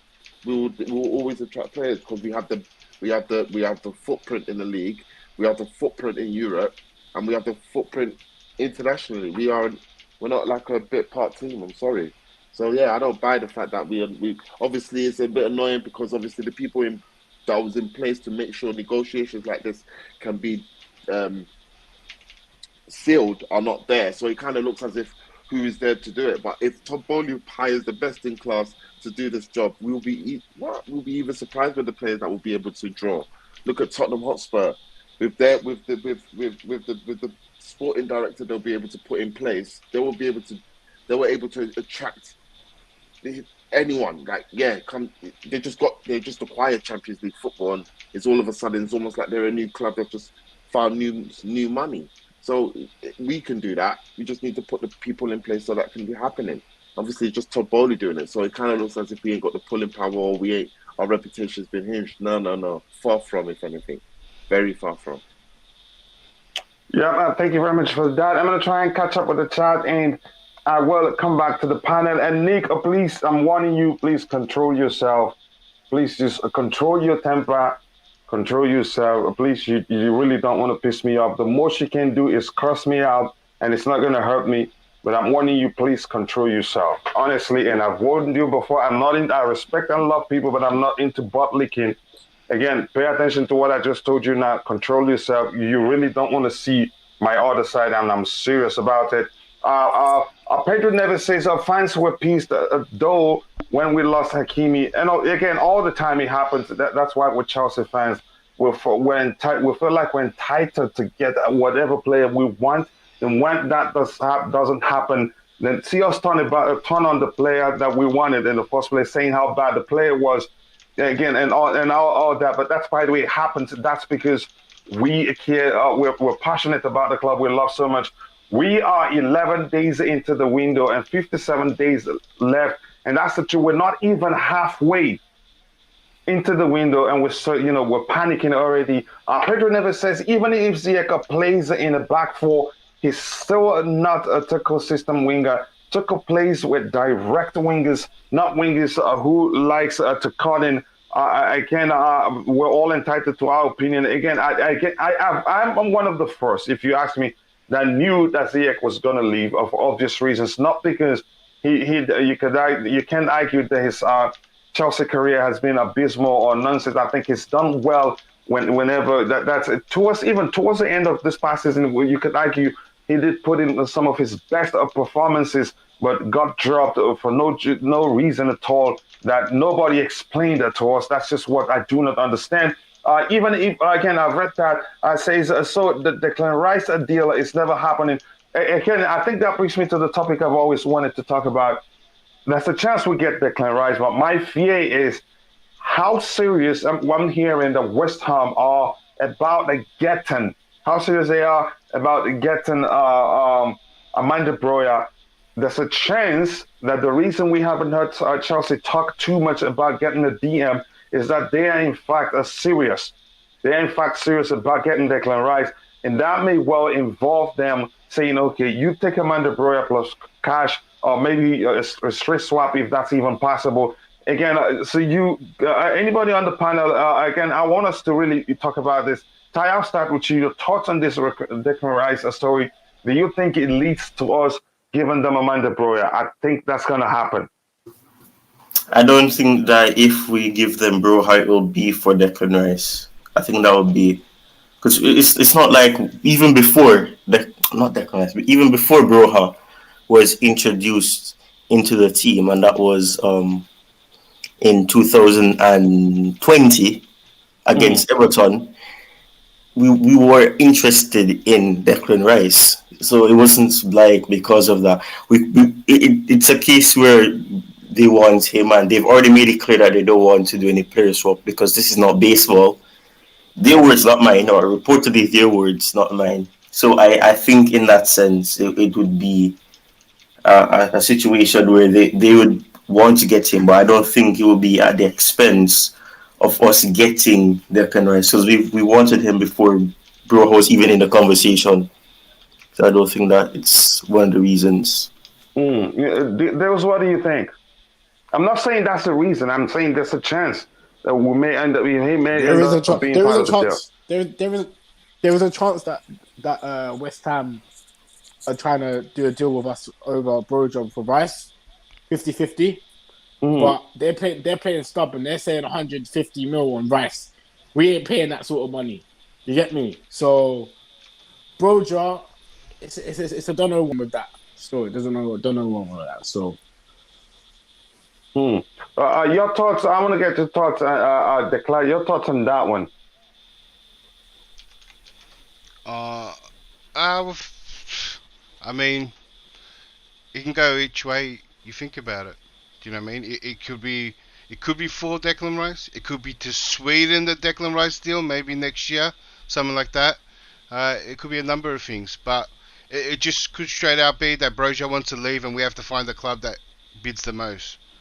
And there's probably nothing to do for Rice as well, so we don't know.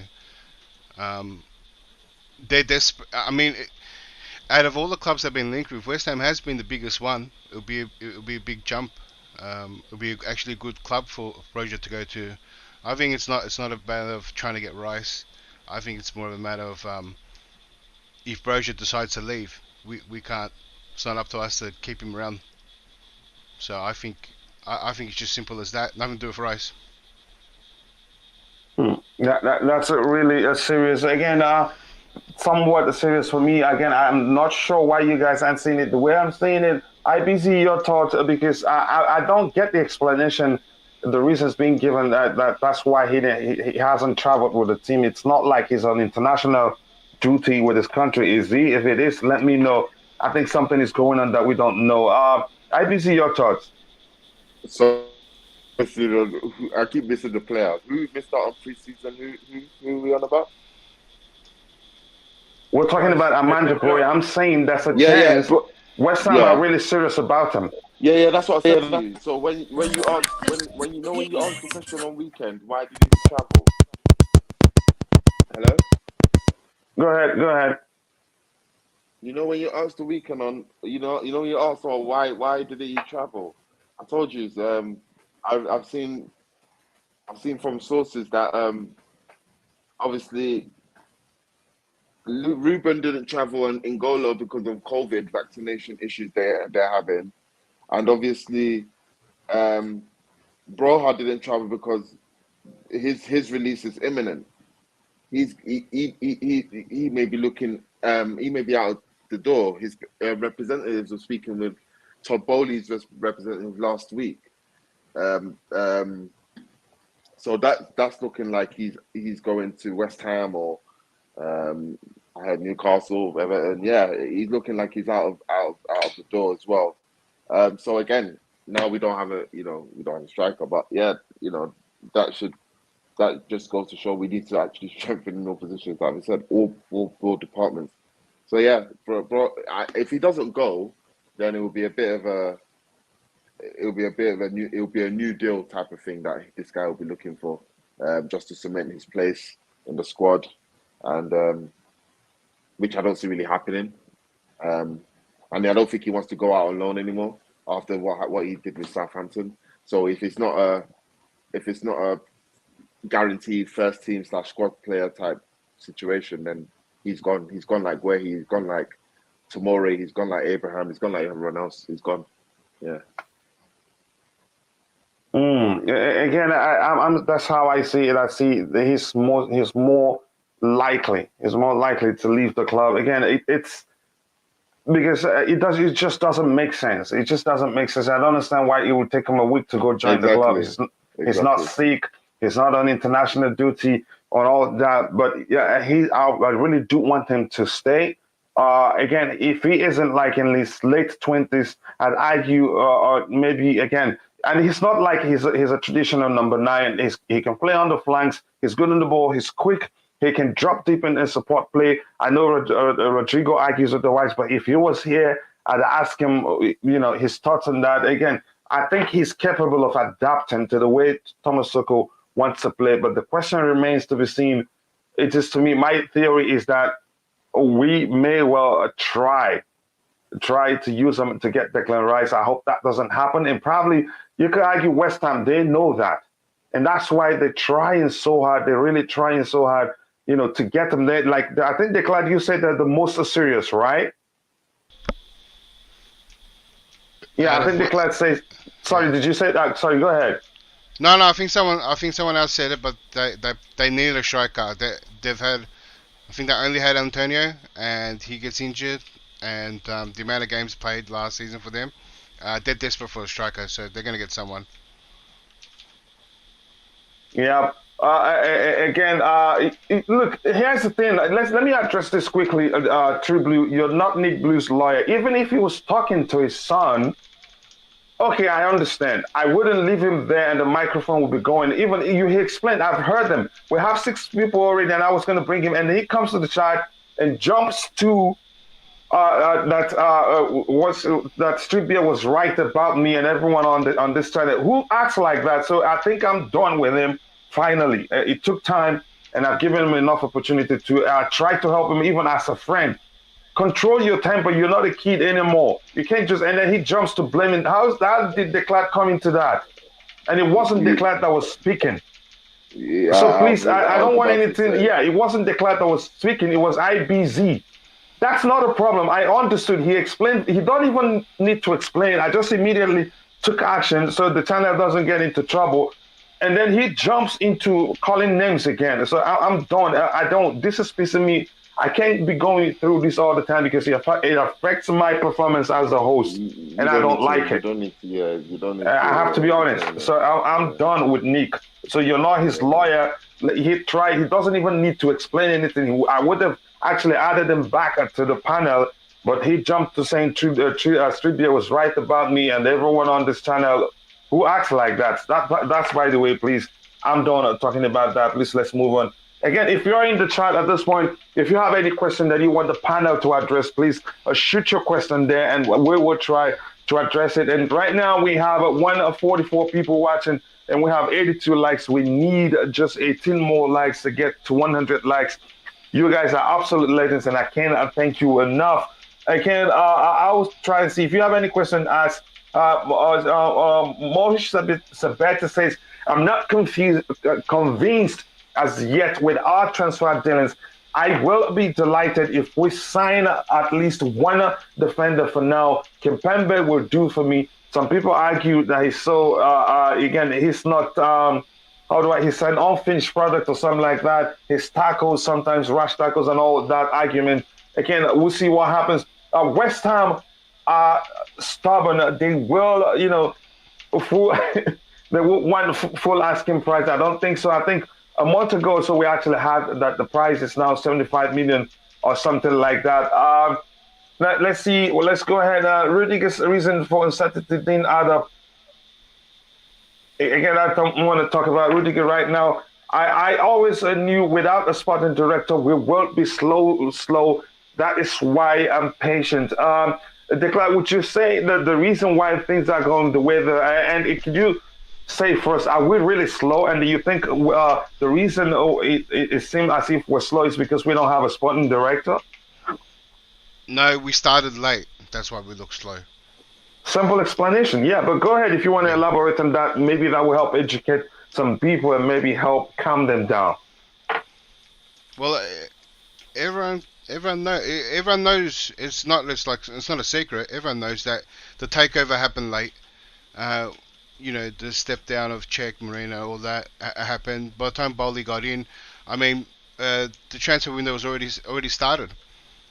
So it's simple as that. But I'm hoping we finish strong because everyone's working hard. As you can see, we're in for so many targets. We're putting the groundwork. So I think we'll finish strong. And it could be even a case, and this is something that Chelsea fans have to learn, is that we might get our targets next season. I don't think Tuchel's job is in jeopardy the way we used to under Abramovich. I think Bowley might have patience and give him quite a bit of time, and the targets might just have to come next season. That's a very normal possibility. We were under a different owner that ran differently, and now we're getting a whole consortium and possibly a sporting director that's going to see long-term goals. So I still think we're going to finish strong. I think, besides what I just said, I think that on a personal level, that Bowley and consortium want to have a good starting season, make a bit of a statement, and still maybe open to a statement signing. If we don't get any signings, maybe Ronaldo, I mean even Neymar, those names are being thrown in the air just to make a statement. I think we'll finish strong. I'm still hopeful of that. Here's one thing I'm afraid of. If we're bent on making a statement and make a false statement, then you just phrase it like that. Again, I know your argument about Ronaldo, and I don't want to go into that yet, but go ahead with your comment. No, that was really it. Really summed it up there. Yeah. Anybody else want to talk about that? Or should we just move it? Okay, Thomas just have said, let's get along, people. We don't want another Wimbledon meltdown. I hope I pronounced that name correctly. I always find it difficult pronouncing it. Here's the thing. We don't want that. And again, that's why sometimes all you have to do is remove toxic people, because whenever they're around, it just seems that, there's always a fight. So the only solution, and I've given it time, and I think have been more patient than I usually am, because like I've said, I'm not into butt licking. I love people a lot. And again, I have a very soft heart, but it can easily turn the other way around. So again, the only solution right now would be to remove anybody that is toxic, that's always causing a problem. That is just that. And here says Rice is overrated. Some people argue that. I think Rice is a good player, but I've always argued Rice isn't what we want in the team. But it's looking, if the manager wants him, I will not question that decision, because we've all called for the club to, back the manager. And if that's exactly what they're doing, why are we questioning their decision? Again, if you're in the chat, if you have any question, please ask. Again, if you can, these comments are coming from Twitch, and I can't actually block them here. So I'm just going to move on. No chance of getting Rice in any Broya deal. I hope that's the truth. I really do want us to keep Broya, but it's looking like we're going to sell him. But this is from Pies. He says Chelsea look likely to sell Amanda Broya in a 30 million deal, whereas the club line of alternatives in attack after Raphinha is set to join Barcelona. Tuchel had a lukewarm reaction to both Ronaldo and Neymar. IBC, you want to come in there? Yeah, so what I think is going to happen is that Cristiano Ronaldo will join Chelsea based on the limit. We're not going to sign. We're not going to sign. We're not going to sign Sterling, Dembele, Raphinha, and then keep Broha, and then get Ronaldo. No, that won't really be the case. What I believe will happen is maybe Sterling, Ronaldo, and that's the attack sorted out for the rest for this window. Mm-hmm. Then De Jong and one centre back, and then we're good. But that Broha deal signals to me because he will be foolish. He will be very foolish to sell two strikers in one window, albeit one of your strikers is out on loan and one of the strikers didn't hit the ground running. But who sells two strikers in a window and not bring one in? I mean, I'm so sorry, but if you sell two strikers and say you're going to bring in Kai Havertz to replace both of those strikers, then there's something wrong there. So I believe that void will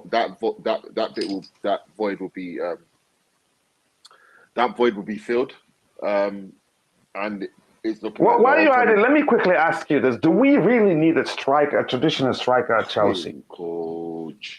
Coach, we're doing this. Yeah, I want you to ask that question, and I want us to talk about it. I'm serious. Coach, we need it because who is going to finish the chances? Who is going to move into the channels? Who is going to be the one to do that?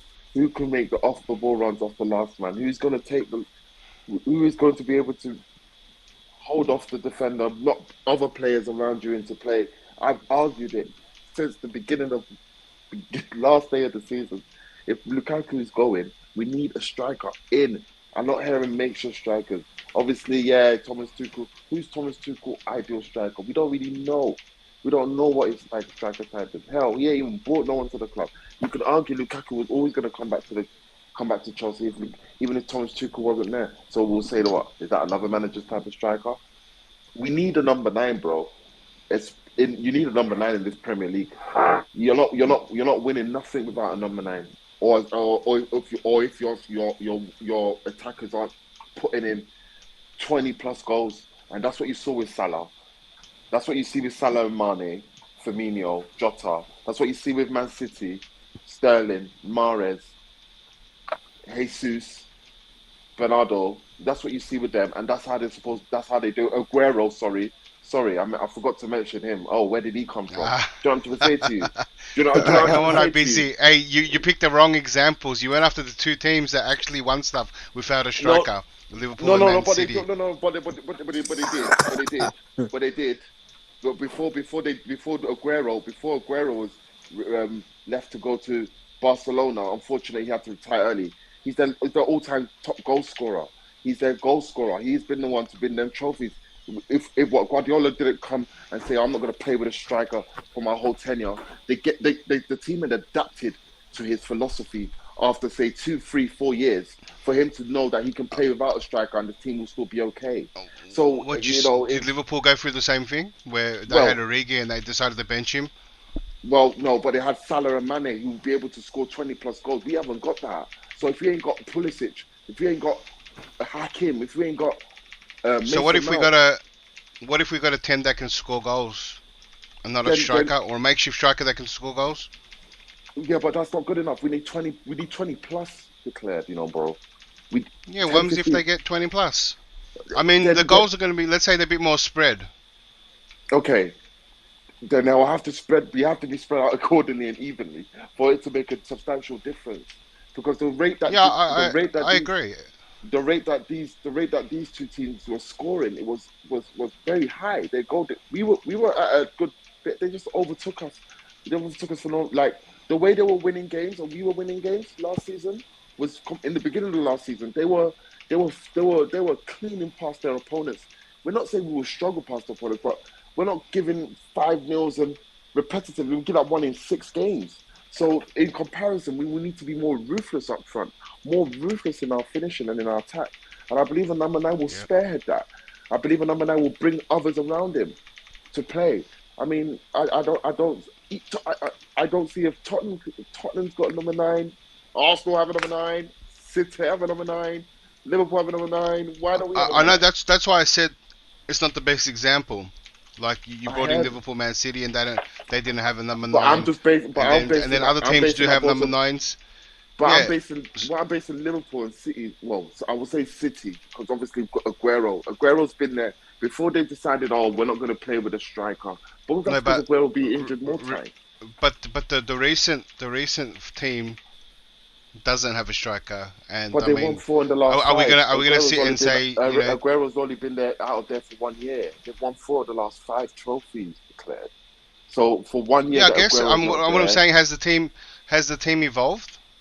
Like, has the they've- tactics evolved to no striker? I mean, Yeah, what I'm getting at, I'm not using definitely- that for as defense. So what I'm saying is that the way you're using your example is not the best way. I mean, the best way to look at maybe it. the analogy I'm putting is a bit. But what Yeah, I'm so trying the best way to look at it, understand- go on. look at how Tuchel's trying to play, and maybe probably the best way to look at it was when we played with Lukaku and then when we played without, right? And if Havertz and Werner was actually scoring, right, we probably wouldn't even be having this argument. I know. But they're So not. if the whole system can run right with a makeshift striker or someone that can play up front that can interchange and link up and do all as the system requires it, right? Which Lukaku struggled. And if the person can get goals as well, then that's probably your ideal striker that Tuchel wants. That you were trying to actually, find in your analogy. It's probably the best way to look at it. The only person I will agree to that can fill in that role and that maybe put arms around the shoulder would be Timo Werner, the out and out striker from Leipzig, who comes to Chelsea and finally be played in this. No, he wasn't. Not even happen. Timo Not even Werner, happen here's with the Timo Werner. IBC. Timo is not an out and out striker. He's been an out and out striker since I've known him at Leipzig. Sorry? Now you're playing second Not striker. anymore. Not striker. Yeah, it's when he came to Chelsea because Lampard was trying to fit him in the mold of playing all him. He put him out wide, and then it was now converted to an inverted winger. He's a striker, number 9.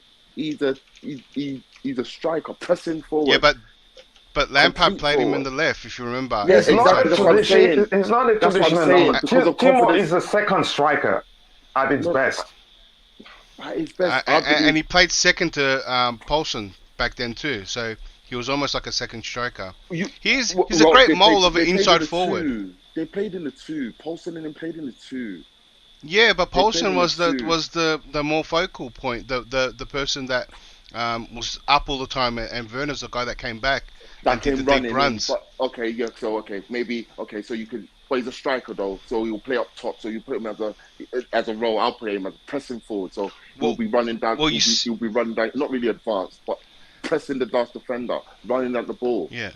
Just closing down, which he's really good at. But again, that's just another thing. But if we're gonna do that, then I would say then we're gonna bring in number 9. But if Tuchel's gonna say we're selling Broha, we've got Lukaku out of the door, then who's gonna be a striker that I need to put? Yeah, put your arm around Timo. I'm all for it. But if that's not the case, we need a striker. No. I agree with you. If Broja goes as well, then we might need other ones to help. We're done our air if we don't. We're lying to ourselves if we don't. We're just giving ourselves. Hey, I wouldn't be surprised. We just Do play you know like why I'd argue to tomorrow we don't need a traditional number 9? Or as long as Tuchel is Chelsea manager, it wouldn't make sense to bring in a traditional number 9. That's how I see it, because he's a manager I followed for a long time.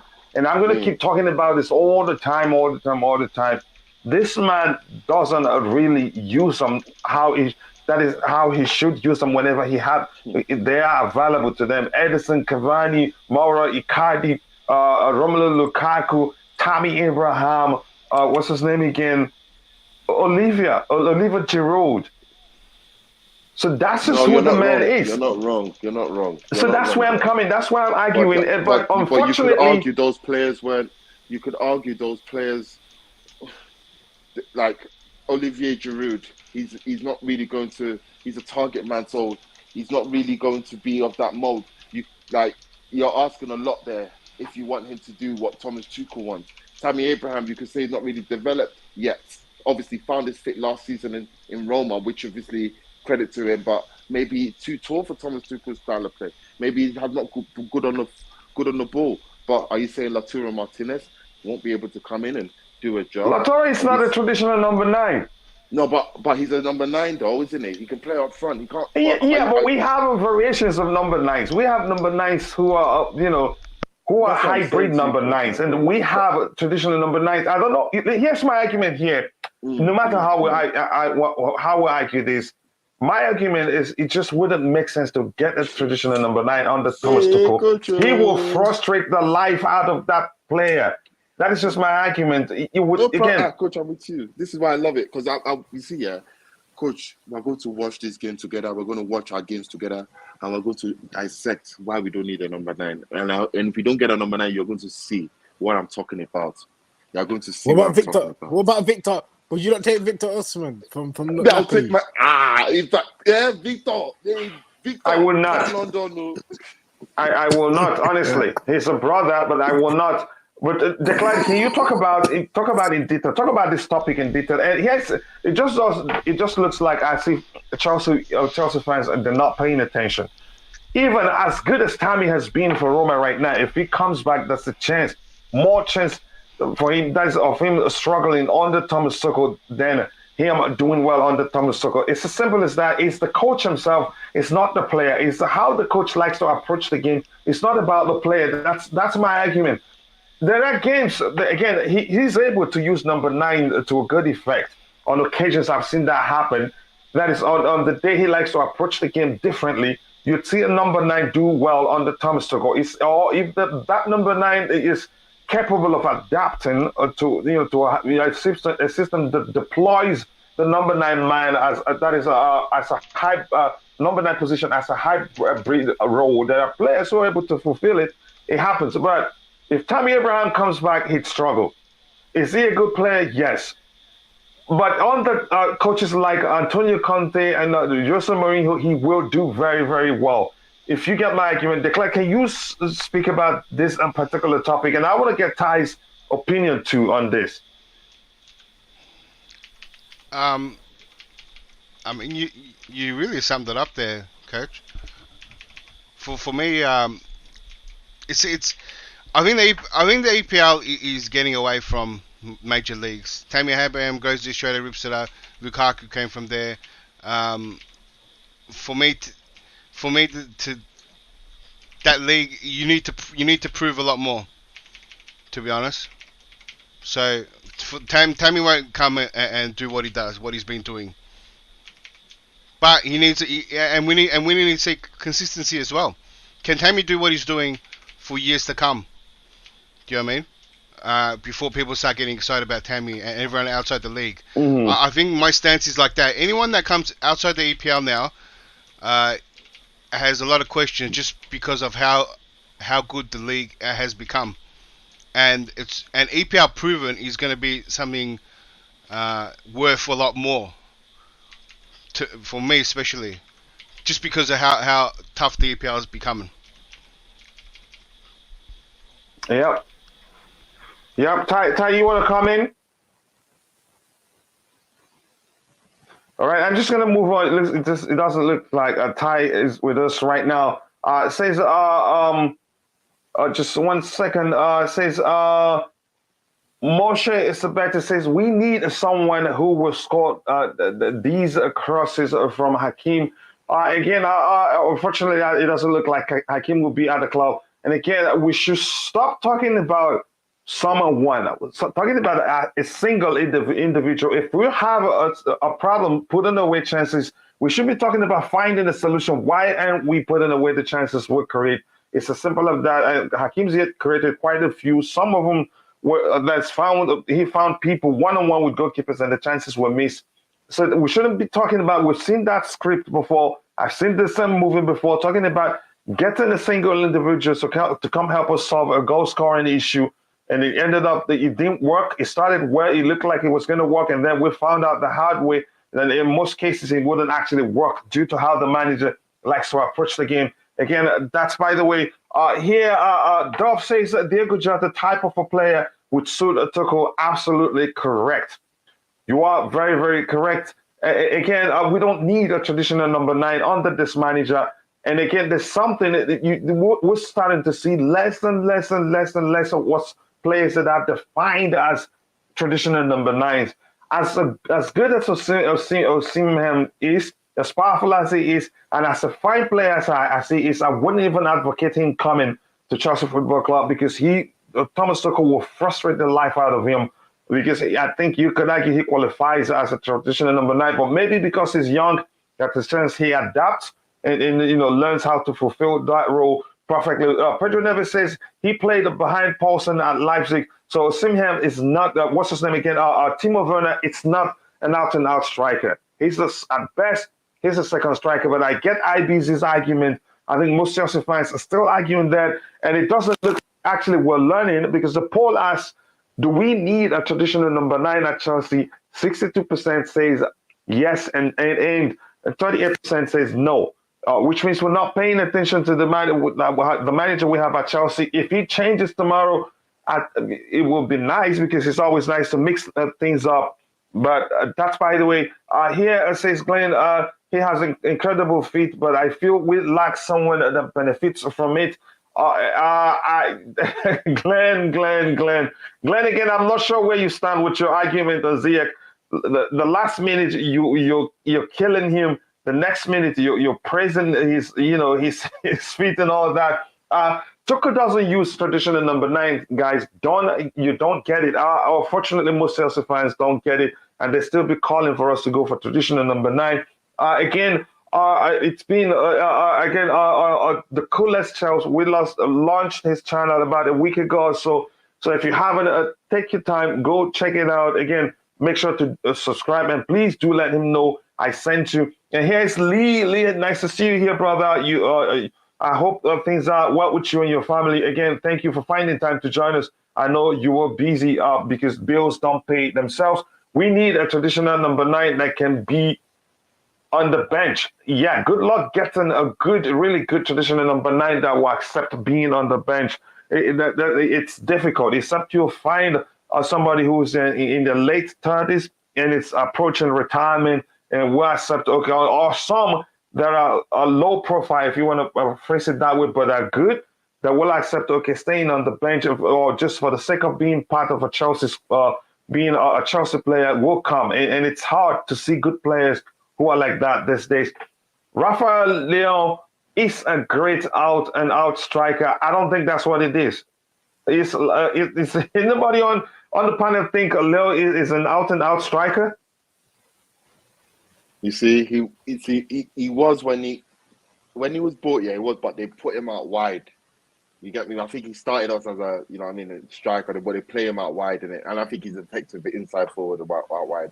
But he's another one. That's what I mean. He can play up front as well. But we'll see what happens. I guess. I wouldn't count him as a traditional number nine. Anybody else on the panel thinks otherwise? Let me know. True Blue. Timo is a secondary striker. Yep. Speedy to Dixon, Good Johnson to Hasselberg, Kalou to Drogba. I want Tuchel to change his ideals deep rooted in German football. Again, I think True Blue understands what the issue is with Thomas Tuchel and his relationship with traditional number nines is he approaches it with the German way. And if you look at Germans, they usually don't have traditional number nines. Correct me if I'm wrong, but I'm looking back now, thinking about it doesn't look like it's something they do. They have hybrid number nines. That's what I'm thinking. Or I'm looking around now, but I haven't seen them. Produce them that much. But that's me. I think he understands quite well. Ike Icy says he can play on the wings. Yep, that's a false nine. Again, shaking my head. Yeah, as well. Again, okay. It doesn't matter if they're traditional or not. We need a number nine. You know what? If you're talking about Thomas Tuchel, just say we need forwards. Maybe that's a better way to phrase it. When you talk about Thomas Tuchel and number nines, this guy just thinks if you play up front, you're a striker. Again, football is deep. And I bet you yourself, Pedro, you don't know everything. I don't know everything about football. There's always something to know, to learn. And again, the game evolves. It's not football. evolves, and that's why again, like the clout said here on the panel said, we're starting to see less and less of traditional number nines, and that's in fact the truth. Chelsea all the way says all this waffling about Tuchel's system is absolute nonsense. What a Tuchel style of play. Again, you start by saying slow build up. Maybe it's down to the players we have. So there's a lot to pick out from Tuchel's approach to the game. Controlling the game with a possession-based football, and also defending with possession. Those things are the common, factors or elements you can pick out from Tuchel's system. So every manager has the way they approach games. If you pay attention, you figure out a few factors that defines that manager's approach to the game. It's that simple. And again, a phrase that HK said, we need a clinical finisher, not necessarily a traditional number nine. Here's this. Let me fix this. I get your argument. I think it makes sense. Let me fix that a bit for you. We need forwards that can put away chances. We need to figure out why our forwards don't put away chances. In most cases, actually, if you pay attention to what happens up front, I think in most cases you could argue the problem is we defend as a unit, but the moment we get to the final third, everybody wants to be the hero. In most cases, except the likes of you can say Hakim Ziyech, what's his name? Hakim Ziyech, Jorginho, if he's close to the final third. What's his name again? The Croatian, is it Croatian again? I've forgotten his name. Those guys ain't that selfish close to the final. Who? Did you mean Kovacic? Yeah, Kovacic, yes. Again, those guys aren't selfish when they get close to the final third. They're always try to look for the best opposition players. But every other attacking player, in most cases, they're selfish. And you could argue that's one of the reasons why we don't score so many goals when we get the chances. Some of them, when we get to the final third, everyone wants to be the scorer of the goal. Again, but that's my argument. I'm going to come back to the panel, and I want us to start addressing what I have on the screen. We're here in the Manchester City. They've shown interest in signing Jules Kounde, and you could argue he's an ideal Pep Guardiola player, and they're losing Aki. And there's a chance they want Kounde as a replacement. And what a replacement he will be for Aki. As much as I love Aki, I'd say Jules Kounde is a better all-round player. And again, thank you for 92 likes. We have 123 people watching, so we need just 8 more likes to get to 100 likes. So IBC, you want to start us on that one? What do you think? LOL. It'll be funny, innit? We've been chasing a player for nearly a year and a bit. And then Man City come in, sell us their player that they do not need anymore, and they get a long-term target of ours. Won't that be so funny?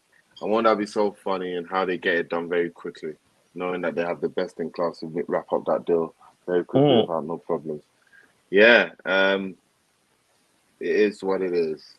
And what can we do? This is the transfer market. This is you either get bullied or you bully people. Don't get bullied. If you get bullied, this is what happens. If you ain't got experience, this is what happens. But it is what it is. What can I say? We'll get Nathan Ake, a guy that's played for us, that's proven in the Premier League, that knows Chelsea, and then they will get a player that has very good ability and good potential. So it's a win-win for both parties.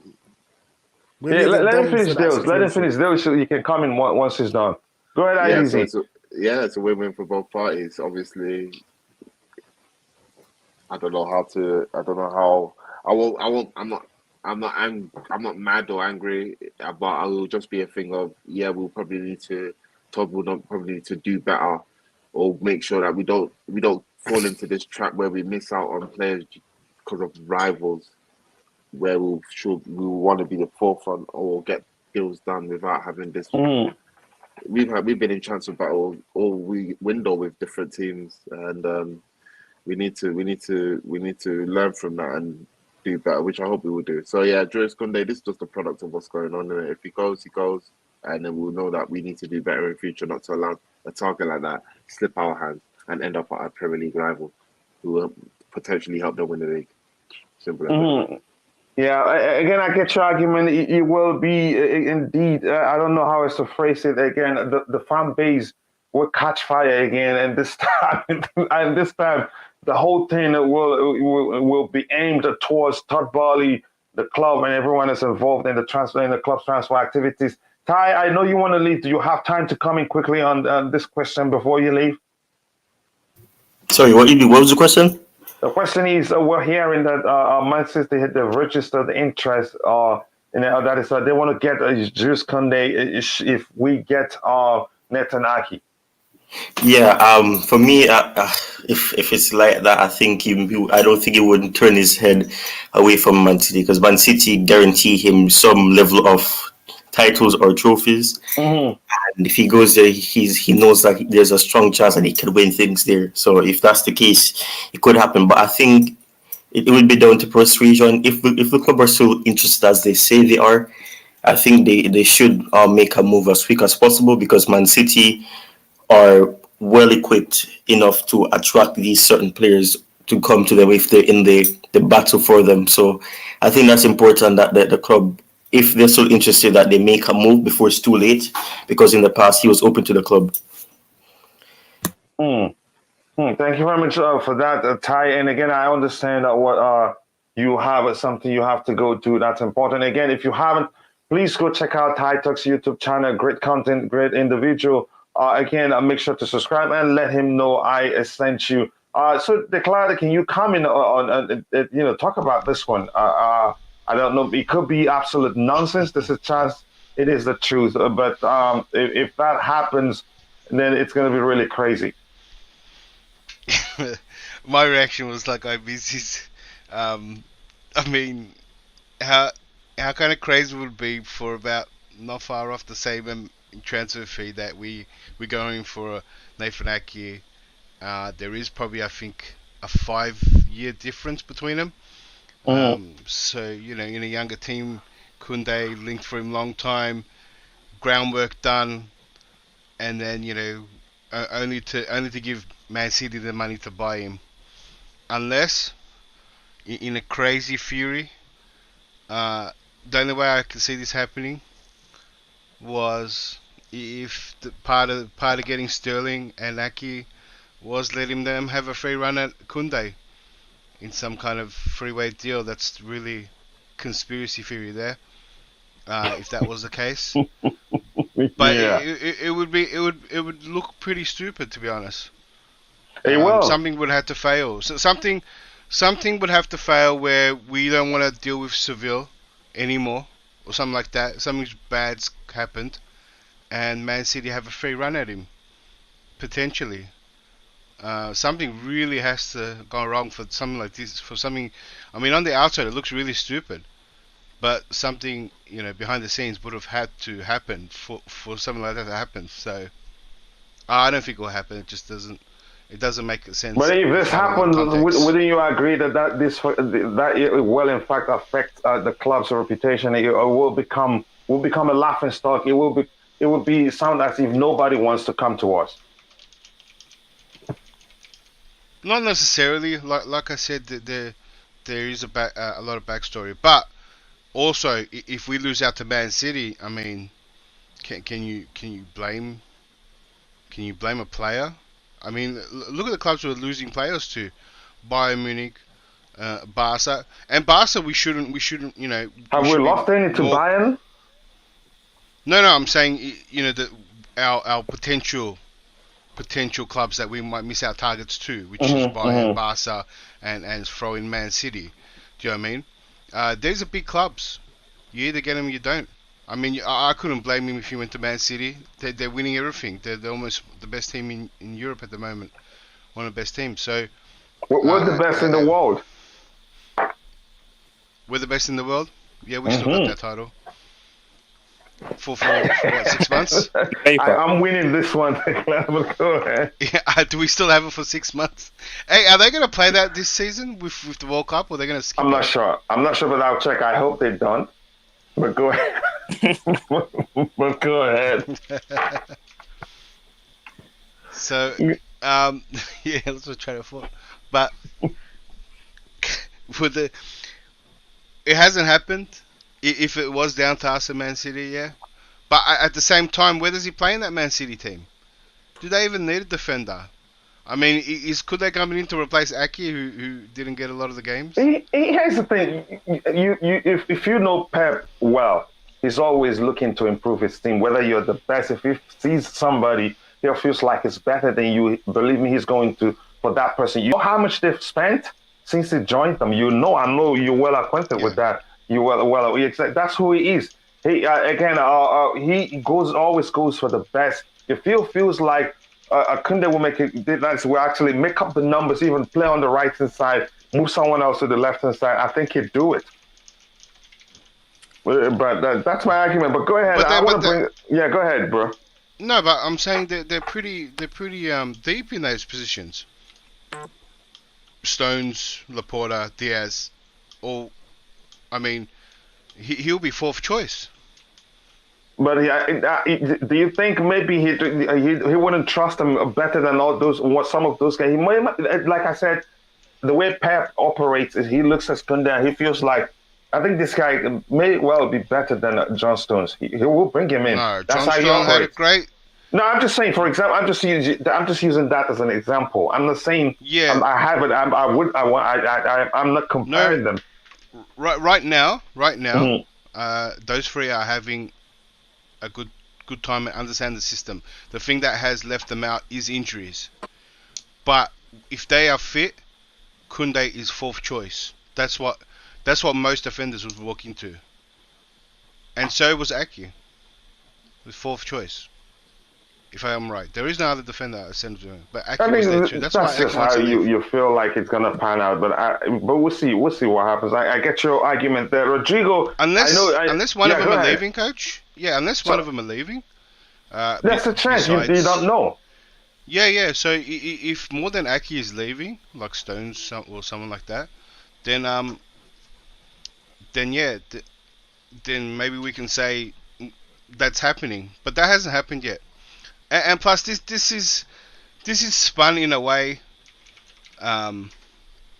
where it's more clicks. You get what I'm saying? So it's not like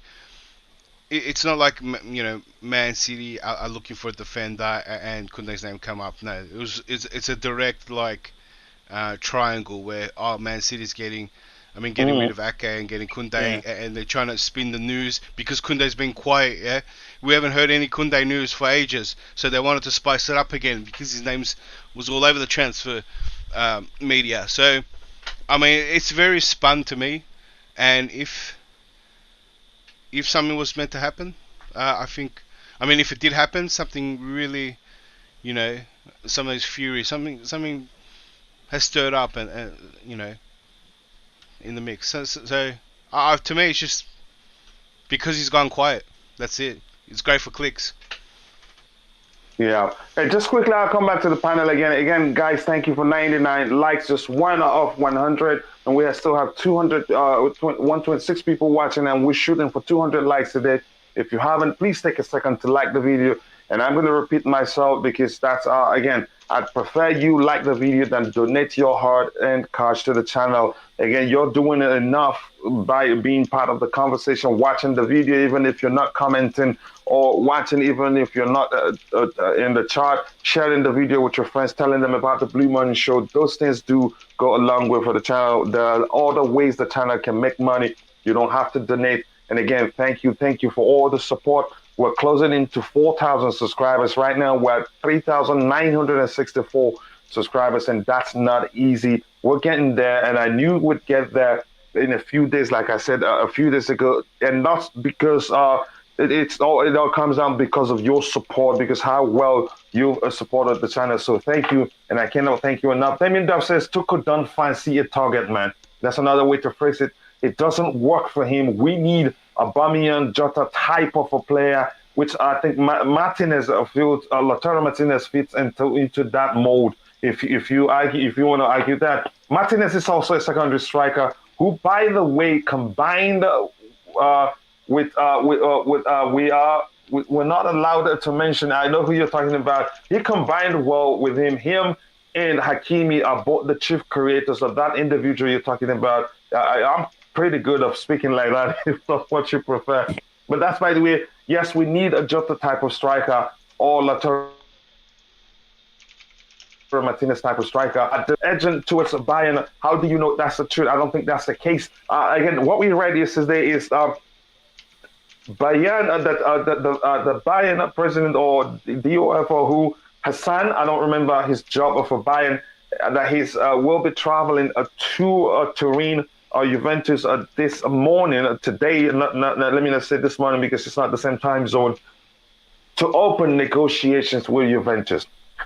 And according to Fabrizio Romano, Juve are waiting for official bids from Chelsea and Bayern. So, which means all the nonsense we've been hearing the past few days that we'll put in a bid A, bid B, are just all absolute nonsense. So again, we must pay attention to that. But sorry, it didn't look like I read. Okay, I've read that too, and I've read this one, and I've read this one. I haven't read this one. He says, I'm gonna be ruthless today. If you bash the channel or panel, you are out. I am done being nice. Thank you. That's a delicious comment, by the way. That's the way we want it. We want to keep it clean here. We want to keep it respectful. You can, you can banter, but please don't call people names and don't jump to conclusion, blame anybody for anything. That's not okay. Again, Inter still plays the dreaded back three, which is a source of complaint among Chelsea fans. But I think the application is different. I think the application is different if you ask me. Again, thank you, Kingslayer CFC. I appreciate that comment. Traditional number 9 is a dying breed in football. I think it won't. I think it will end up being like the tech world, where some technologies will never die, no matter how advanced technology, no matter how advanced technology becomes. There are some technologies that will never die. There are some technologies that companies, organizations find safer. So, but in terms of football, there are managers who always prefer playing the traditional number 9s, or managers who always like to mix it up to surprise the opponent, because it will become, in the future, playing the traditional number 9 will become a surprise element, because the opponent will probably and will not be prepared to deal with them. If you give me a striker like Didier Drogba to play at a traditional number 9, by the way, he's technically gifted, and if you ask me, I'd argue he's capable of fulfilling the hybrid number 9. He's that good technically, even though he's powerful. I'd take him, and sometimes let him apply his involvement in the team as a traditional number 9. If need be, play as a hybrid number 9. So I don't think it would die off completely, but we're starting to see less and less of it because our managers prefer fluidity and all that. But there are managers who still like to do that. So, Rodrigo, you want to come in? What was it again we talked about that you missed out on? And I wanted to get your... Oh, yeah, I was driving. I missed out on a lot of things. But it's fun. I can go on the final topic, the Kounde one. Yeah, that's the one. I want to get your thoughts on that. If it happens, I know you are the driver of the Panic Bus. And I was driving as well. Yeah, you were driving as well. So you let us know your thoughts. We're hearing that they want to sign the player. What do you think if we get Aki and they end up getting Jules Kounde or even De Ligt? I think it was mentioned that they're looking at De Ligt too. Yeah. Do you know, a lot of Chelsea fans will be really, really angry. It'll feel like as if Chelsea funded Man City getting one of our targets. It will just be funny, the reaction on Twitter and on another YouTube channel. It will be really funny. But for me, I don't see the Kounde one, even the Ligt one happening at City. I don't see the logic in someone like Kounde that wants to play in the World Cup for France, going to Man City where he's straight away going to be 4th choice. The quality of Laporte, Ruben Dias, and John Stones is really high. Where did you and Declan meet? He stopped at my house while I was driving, and then went on his way. Yeah. Go ahead. You're always supporting him, but just go ahead. I really, I can't see how he goes there. If he has any sense in it, like going to City, especially now before the World Cup, unless he believes he's not going to have a chance to go to the World Cup. But he's been playing quite a few games for France. So going there is going to be a really bad deal for him. I see Kounde going to Barcelona. I think this is one of Xavi's top priority. I don't know how Barcelona gonna fit all these new players, but apparently they're really, really. You haven't keen. learned. You're not paying attention.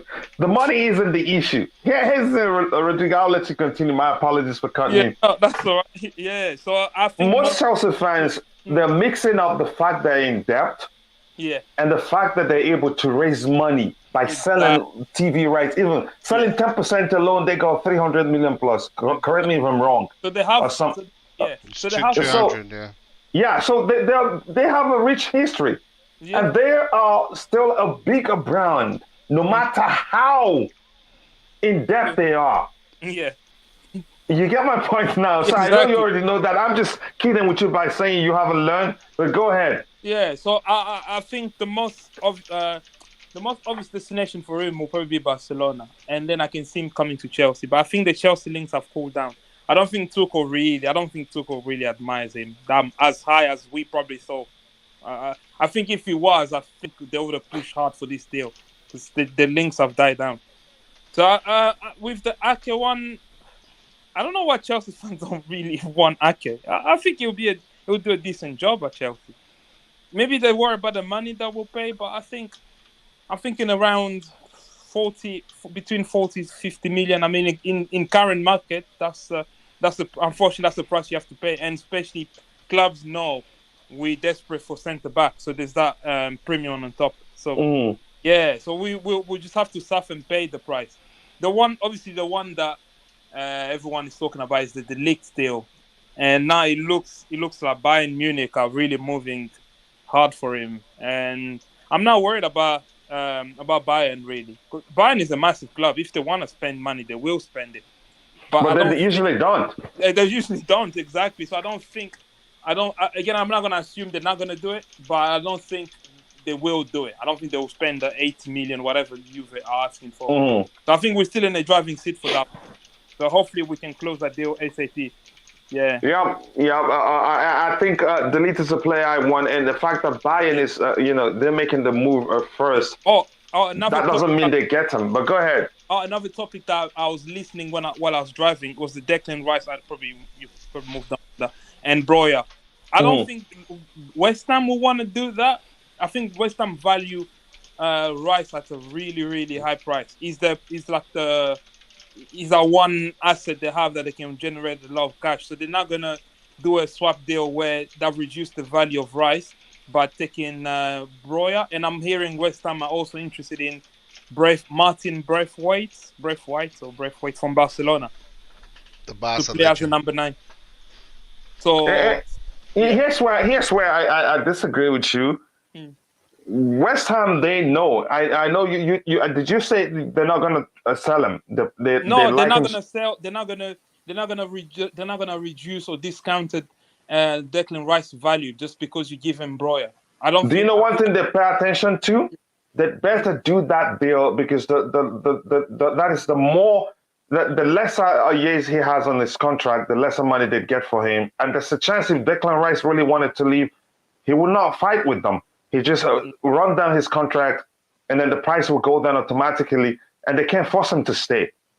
So I think that's an opportunity for them to say, okay, since we're most likely going to lose this guy in the future, this is a chance. Let's get in the player we want and get a player plus cash from them or somewhat. But go ahead. Again, that's how I think it's going to pan out. Yeah, that could happen. But some football clubs they do things in a crazy way. They probably think they can still convince him to stay. We might think, right, they need to cash in on him now. This is logically makes sense to do that, but some football clubs don't operate on that sort of logic. So they probably think, we can get him to sign a new deal. They'll probably try again in the season just to get him to sign. But I don't see Rice coming to Chelsea this summer.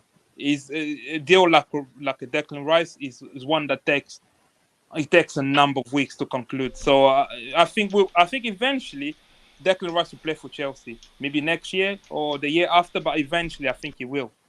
I actually think that he's going to be one of the so-called marquee signings. We'll see. It will be one. If he comes, it will be one of those the week before the end of the transfer window or one of the last deals, because he's one that I think the negotiation is going to be a bit long with them. Yeah. Declan, I'm going to start you on this one, but before I do that, thank you for 107 likes. You guys are absolute legend. And the poll that asks, do we need a traditional number 9 at Chelsea? 64% thinks says yes, and 36% says no. And again, I want to take this opportunity to tell you guys that soon we'll be launching a sister YouTube channel. And if you are interested in helping cover the World Cup for us, send me a message via the club, the channel's blog, chelseaperspective.com. I will receive it, look at it. Again, there's all you need to do to interview for that, participating in the coverage of the World Cup. All you need to do is just come onto the panel here and talk about football, and we'll see whether you're knowledgeable enough to be part of that the panel when the World Cup starts. But we want it to start at least a month before the World Cup. But that's, by the way, Declan, I want to start you on this one. From it's Kami, who says if we cannot get Raphinha or Dembele, we should look at Anthony from Ajax. As for a striker, maybe someone like Jonathan David, a high-grade striker or forward, if you want to phrase it that way, or just a stick with Havertz. There's not many top strikers that fit a Tuchel's system. I think you know Tuchel very well. But where I'm interested in is we should look at Anthony from Ajax. I think it was True Blue who's talked about Anthony before, and I think he's a good player. And I think, but I want to get your thoughts. Declan, what do you think about that suggestion? Is he a player you want to see at Chelsea? Not really. Okay, let us know why. Would be good. Well, it's something I said about when Man United are strongly linked with him, because he worked under Ten Hag, and I mean, coming from Ajax is where the risk was. So I was, it was just a gamble. It would be great, as you know, he's another up and coming, potentially. But it's still. I don't know. I just don't think he's proven yet, if that makes sense.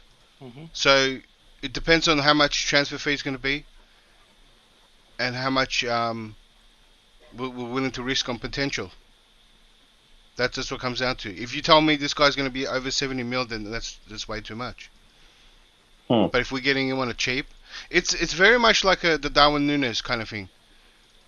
So which you could argue was a panic buy by Liverpool, but if he turns out good for them, good. But go ahead. Yeah, he might turn out good, and Anthony's the same thing, and that's how you got to look at it.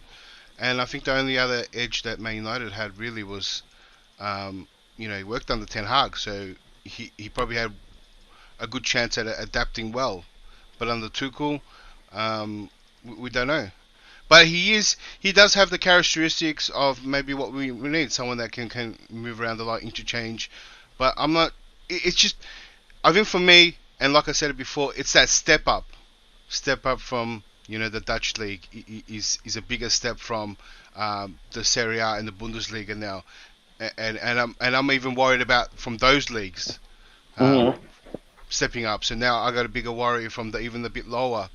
So it really comes down to how much you pay for that potential, how much time we're going to give for that potential, because I mean people are worried going into the season. If you ask people, I think the fan base is split going into the season with just Kai Havertz and Broja. I mean, why would we sell Broja and then get Anthony, which is kind of like the same, not exactly the same player, but the same potential prospect that we're trying to fulfill. So why not give that time to Broja rather than give it to Anthony? Do you know what I mean? And you know what? Having said that, Broja's probably a bit more proven because he's EPL proven. So you believe the EPL proven thing? More and more, I'm believing because of how harder this league is, how much better this league is getting over time, right? And some of the leagues are dropping off a little bit. So a lot of the good players are coming to the EPL. The good managers are coming to the EPL.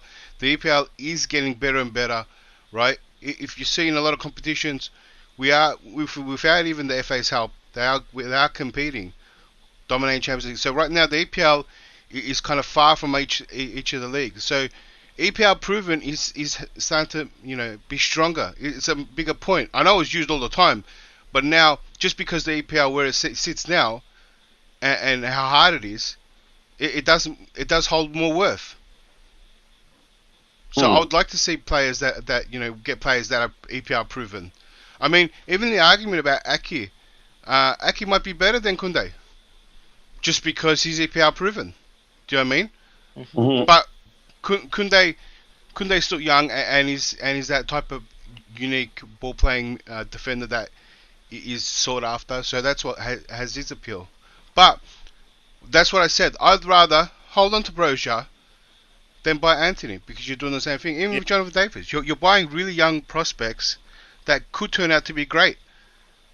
Here's where the issue is. I think probably because Anthony played more games than Broja did. I think that's probably why people were valuing him more. And as Chelsea fans, there's a chance because they say you don't value what you have until you lose it. And because they say the grass is always greener on the other side, until you get that, then you see whether you compare it to what you had, where you were, and see if there's a difference. That may well be the case. Rodrigo, you sound like you want to come in before I bring in IBZ regarding the Anthony question. Yeah, I think when I look at our attackers now, I think we're fine. People might disagree with me with the addition of Sterling. I think the attack is we complete now. Unless someone leaves, obviously we need to bring someone else in. I feel like sometimes with Chelsea fans, when you look at Anthony, well, I saw him a few times in the Champions League. I watched a game against Dortmund. Again, I just don't see. He's a good player, but he's not like a player that just makes me jump up my seat. It's not like give me like a wow factor. He's an amazing player, but again, I feel like we have players in our team that maybe if they weren't playing for Chelsea, some of Chelsea fans would be saying, "Oh, we need to get that player and that player," because we see them week in and week out, and we just want to get this shiny new toy or want to change attacker. But I honestly don't see, especially with the money Ajax are asking. I heard United tried to sign him and they're asking £70 million or something like that. So I would say we don't need to get anyone just because we aren't getting Raphinha or Dembele. It doesn't mean we necessarily need to get a winger. No, I think the attack is set. Our priority should focus elsewhere. Yeah, or in Coco, all these names. I think we need to give our attack another chance. Yeah, I think we about Nkunku. Nkunku has extended his stay at Leipzig, so it's going to be even more expensive. Next year his release clause is going to like £64 million, if I'm not mistaken. So right now, obviously, if you sign him, it's expensive, but from next summer, he has a release clause that's up around £65 million. You're talking about Nkunku? Yes, yeah. Oh, then that's not bad. Again, but the most important thing here is that if he was 10 million, if he was going to cost 10 million, he's going to cost even more because he's renewed. About this question, Nkunku, we just talked about it. And this question here before I go to IBZ, and this question says, why did Tuchel want a Haaland in summer 2021? Then how did you come to that conclusion? And then we must learn not to believe everything we see out there. He was just, I think the name Haaland was just out there because he was firing on all cylinders. Chelsea fans, if you ask me, we're the ones that really wanted Haaland. There's no way to tell whether Thomas Tuchel wanted him or not. Again, but you could argue that. So Pedro Neves, I love you, brother, but there's no way to tell whether he wanted him. And if you want to argue that Haaland is younger, and the younger you are, the more you're able to adapt, to learn new stuff. And again, in football, usually there are things, experience is different. Experience is a different thing than you're learning, I think, new stuff. That is, as you age, there are stuff that you can learn as a footballer. Yeah. It's just like being primarily right-footed from the time you're 6 to the time you're 29, and then you start learning how to use your right foot. You will never be And really good at it. coach, to add to Yeah. that, the attitude of the player too, because most young players are hungry to learn, they're hungry to take Hmm. on advice, take on criticism. But I feel like with age, when you get to a certain age, criticisms are not taken easily. Like I think like a Lukaku, I don't see Lukaku taking on board whatever his manager is saying, Hmm. especially if he doesn't respect the manager.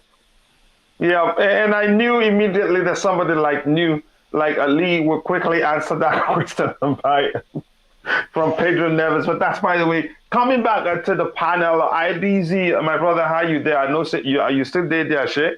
Yeah. So tell us what you think about Anthony. Just another good winger that's doing well for Ajax in the Eredivisie. The step up to Chelsea is a different ballgame, let alone the Premier League. Like, um, I think we should overload or especially go for the asking price Ajax are asking. If they're asking, say, excess of £60 million for a winger that's not proven, when we already have a winger that's coming in, I believe we should put our money elsewhere, like our defence, so that defence can get bustled up. But I think he's skillful. But I will want him to have another year, or two in the Eredivisie, especially if they're in Champions League. I would like to see how he does well in the Champions League, because to make the step from the Eredivisie to Premier League is quite a big leap, and it's you can't really be proven in both, especially the quality and what the Premier League has to offer. So what I would maybe see if he does well in the Champions League with his numbers, then you could argue that he's up there to compete against the best and do it week in, week out. Maybe not for us, but maybe for like a West Ham, a team that's trying to go up, and then from there he can make his move. I'll go for more Premier League experience before I go for another player that's being very highly rated in Europe. There are players in the league that are very good. I mentioned earlier Ismail Sarr earlier on. I'll go for someone like him before I look out for an Anthony for 60, 70 million. Do you know what I mean? Only because I know that a player that's got the experience in the league. Albeit, I think our money needs to go elsewhere now. We've got Sterling in now, so we've kind of sorted out that attack. If anyone else leaves, we do need to bring in someone else, but with what it is right now is okay. Just the defensive midfield needs a little bit of tweaking, and then we're good to go, man. So maybe like 2-3 more. Yeah, and we're hearing from Ben Jacobs that Chelsea move for Cristiano Ronaldo is unlikely, and also that a Bayern Munich sporting director Hassan has landed in Italy to open negotiations with Juventus. But then again, that's no guarantee that they're going to get the player. Juventus wants more money, and I think Chelsea can offer them that. And it's a good thing we've learned also that again we'll learn that they don't want to go into a beating war with Chelsea for World Cup, because I think we're ready to outbeat them. And at this point, our new owners are allowed to spend certain amount of money without getting into trouble, and I don't think they are. They get into trouble if they try to match us beat for beat. But it remains to be seen how serious we are about getting De Ligt. He's a player I want because of his leadership abilities or qualities, if you prefer. At his age, again, he will be, with us for a pretty long time. And even after 3 years, we want to sell him, I think we get a sizable fee from his sale, because he's such a fine player, and there are no shortage of buyers, who are willing to pay, to get him. He is that good. And if you're in the chat, if you have any questions, shoot, and we will try to address it. Again, we have 126 people watching, and we have 110 likes. Thank you very much. I cannot thank you guys enough. And again, we've gained nearly 30 subscribers today. We're at 968 subscribers. So we're not far away from reaching 4,000 subscribers. So I cannot thank you guys enough. It's only possible because of your support.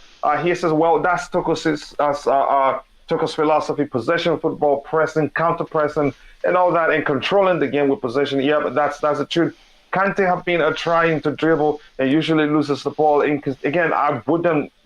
Kante, I would not blame him for any reason, and I'm not going to go into that. But I get your argument. I think recently, we made the mistake of blaming him at the time where he was fasting. The whole Muslim players in our team were fasting, and they break the fast usually 15 minutes before the game starts. And if you ask me, I'm not a doctor. It only makes sense to argue the food you eat just 15 minutes before the start of the game or whatever you take will not be fully digested, to replenish the energy you lose while you're fasting. Again, that's my argument, my theory, because I'm not a doctor by any stretch of imagination. Get Lewandowski if he fails to move to Barca. Then what are you telling the world? We are a team of second, everybody's second choice. And when your first choice doesn't want to come to us, but some people will argue this guy's a professional, that it doesn't really matter. Just let it go, okay? Chelsea just are shooting themselves in the foot. How do you mean? I see, I love you, but tell me what you mean by that. Well, Kounde start, though? Start for who? Us, if he comes, I think he starts. I think it's, again, but let's actually talk about it in a bit. Now, I'm going to start with you, IBZ. Trevor Chalobah got the opportunity to play because our pursuit of Kounde that summer fell through. And now, if we eventually get Kounde, where does that leave Trevor Chalobah? I think I've asked this question before, but you guys weren't on the panel when I did. Are we talking about the competition between the two players? Because if we're really talking about competition, Tuchel, how he behaves is that he usually has favorites and non-favorites. And if you're one of his favorites, you're starting games until you are exhausted mentally, or maybe you break one leg and one arm. Then he considers all the available players. So where do you think that will leave Trevor Chalobah? I'm concerned, really. No, there's no need to be. It's all about depth. How many centre backs do we have? How many centre backs did we have before he left? Before Rudiger and Christensen left, you would argue we were still a bit depleted, So yeah, if once Kounde comes, I see Trevor and Kounde playing alongside each other when need be, if need be. It's all about depth. Alongside in the same game. How are you going to fit them in? Yeah, the same game. Well, how are you going to fit them in, IBZ? Play three at the back. Probably play three at the back. And who starts where? Oh no, you might play Kounde, Trevor, and three at the back. Three. Who starts in the middle? Who starts on the left? Who starts on the right? So I'll play Trevor on the right side of centre back. And you let Kounde lead the back line? And I'll let Kounde play on the I'll play Kounde in the centre. Yeah, I'll put Kounde that's a possibility. You can play Malang Sarr on the other side of the centre back. You're asking for it. You know what I mean? I like Malang. You know what I mean? But or you can whoever our targets are. You're asking for it. Can you go on your Twitter, say your starting back three next 2022, 2024, 2022, 2023 will be Malang Sarr on the left. Just that alone. If he has a good preseason, you'll see. You know what I'm trying to say? But who else will we go for? So you do. No. I'm just what I wanted to know is how you accommodate Kounde and Chalobah. That's all. The Malang Sarr thing is just a joke. Go ahead. I know what you're saying, my brother. I know what you're saying. I know what you're saying. But I'm saying I know one is tall and one is short. I know one will accommodate the other. You see, as when the ball's coming, if that ball is too high for Kounde, I know on one guy, Trevor will collect time with his head. He will head it. So I'm not worried about them playing alongside each other. I think it will be okay. We need to come off. Oh, where is this one gonna play if we get this? Listen, we need we need the depth, guys. We need the depth. Injuries real.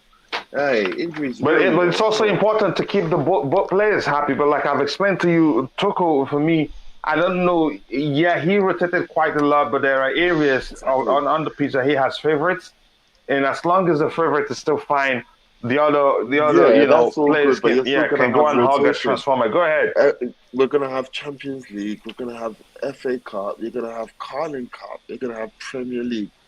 After September, it gets after the deadline day, and they go away on international duty. When they come back from international duty after the deadline day, it now it's thick and fast games. You know what I mean? So the what if I don't know Kounde gets injured on international duty, or he's not fit enough to be ready for fitness test for the game on Saturday. If we played international duty and came back on Thursday night. So and Trevor, we don't see Trevor playing international football now. So Trevor's still he's still fresh. He's just training, he didn't go anywhere, and Trevor needs to play. So we need the depth, guys. So I believe it's all going to work out. I don't believe we have a problem if one player comes out. But I do believe that you know, if he was to play two at the back, that might make Trevor sit down a little bit, play on the bench behind Kounde as a squad rotational player. But Kounde will start over Trevor all day, and Trevor's still learning. So we're not worried about it's not like a Reece James prodigy. They're actually the same age. They're actually in the same age bracket. Yeah, but Trevor's I mean, Kounde and Trevor. I think Kounde is more of the experienced centre back compared to Trevor. Trevor just had his debut season last season, so you could argue that he's still got a bit of learning to do. Obviously, Kounde does as well, but the experience is obviously far more with Kounde than it is with Trevor. I think it'll be good. I think it'll be good. Yeah. Again, let's see what happens. Rodrigo, I'm going to come to you. Your thoughts on that. Again, how do you what do you think will happen if we eventually sign Kounde? What do you think will happen to Chalobah? Yeah, I think I'd rather play Chalobah as a middle of the centre back instead of playing him on the right. If I was to play all of them, so I play Kounde on the right, Chalobah in the middle, or dare I say this? No, maybe leave Colwell on the left. Yeah, like in a League Cup game where we racing Thiago Silva and so on. They can play together. I don't see an issue there. I think even last year we had Christensen and Trevor. I think Trevor still played quite a few. He played a lot of games, and at one point actually, he was ahead of Aspilicueta, like the FA Cup final, because Tuchel saw sense. Because I was worried that he's gonna play Aspilicueta, and I was worried Aspilicueta versus Luis Diaz. I know Trevor struggled at the beginning of that game, but as the game went on, he got stronger and stronger, and got better in the game. So I see this Kounde.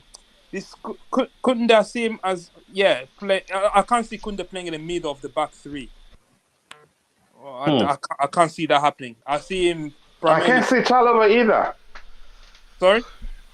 I can't see Chalobah lead the back three either from the middle. Didn't he when we play Brentford? And how well did he do? We did. Yeah, he was good. You remember that Really? back three? Yeah, we had Malangsa, Chalobah, and what was the other one? I don't think Rudiger played that game. No, Rudiger didn't play that game, and we won 1-0 when Chilwell scored. And remember, Brentford were playing these. They were launching the ball in the box. They were launching like long throws and crosses in the box. And Chalobah was amazing in that game. I think one of his best games in the Chelsea shirt. And big up to my brother Josh CFC123 watching. Push the like button. Yes, we've gotten 100 likes, and I can't thank you guys enough. You guys are absolute legends. I appreciate the support, and I appreciate all the growth, and it all comes down because of your support, not just because of me, the panelists, everybody. Thank you. I cannot thank you enough. And then again here just says this isn't either a coach. It's Aki plus two centre backs. I think he's talking about the players who because probably I'm far way too behind. I'm not sure what just is referring to. But that's, by the way, again, thank you for 112 likes. A correction. I'll make a correction. Yeah, go ahead. So Christensen played in the middle, not Chaluba. Okay. Okay. I honestly couldn't remember. You had me down in my memory. Because if you watch how he plays, you can tell really he's gonna struggle leading that back line. I don't. Maybe with time, he become a bit calmer on the ball, a bit calmer on how he approaches his game. That's when maybe he do better leading that back line, because calmness is very, in terms of how decision making. Even you don't just jump to deciding to do one thing or the other. Even you take your time to decide, but that time in question isn't like up to a split second. You're able to make a very good decision on what to do with the ball. If you're leading the back three, you can be forgiven to make such some silly mistakes when you're playing on the right hand side of the back three or on the left hand side. But in the middle, if you're quick to make decisions or you make judgments, you make silly mistakes. Even on the right hand side, it's not. Again, there are mistakes to see, but you could argue that's a very common with players at his age. Declan, I'll come to you in a bit. Just Viola says Man City might go after the lead. You never know. In the moment we give him the Aki money, that's where I'm concerned. But we'll see what happens. It says again. True. Okay, just talking. What did it say here? True Blue Delete will go to Bayern. Deal close again. That's what you're thinking, and that's something I'll share with us in a bit. Remember, we're saying the other day about doing the deal for Delete before doing any deal for Sterling and Aki. Yes, I remember that quite well, Lee. And it just makes sense now that we're hearing that they're starting to look at Jules Kounde. Man City are starting to look at Jules Kounde. That's a chance if they get the money immediately, they go for Cucurella or Delete. But we'll see. It depends on their priority. Much about Man City now look like Barca when it comes to players agreeing deals with them. What Barca wants, they get, and what City wants, they get. Again, you could argue Pep was at Barcelona for how long, but he did quite well at Barcelona. I think he made the name. Pep did what defines, or that is achieved. You could say what defines Pep Guardiola as a manager at Barcelona, and that followed him to Bayern Munich, to Manchester City. Most people join Manchester City because of Pep Guardiola, not necessarily because of the club. And if you hear them respond to, they say, yes, I want to play on the Pep Guardiola. Jorginho's case is different because his relationship with Sarri, you could argue, was the only reason why he decided to come to Chelsea instead of Manchester City. So it's about Pep, not necessarily because of Manchester City. And I think if they haven't achieved that much that you'd argue if he leaves, that people, players will still want to go to Manchester City mainly because it's Manchester City. No, I think it's at the moment it's about Pep, and they haven't achieved too much that you'd say they're at the same level with Barcelona in terms of having a rich history. Again, that's my argument.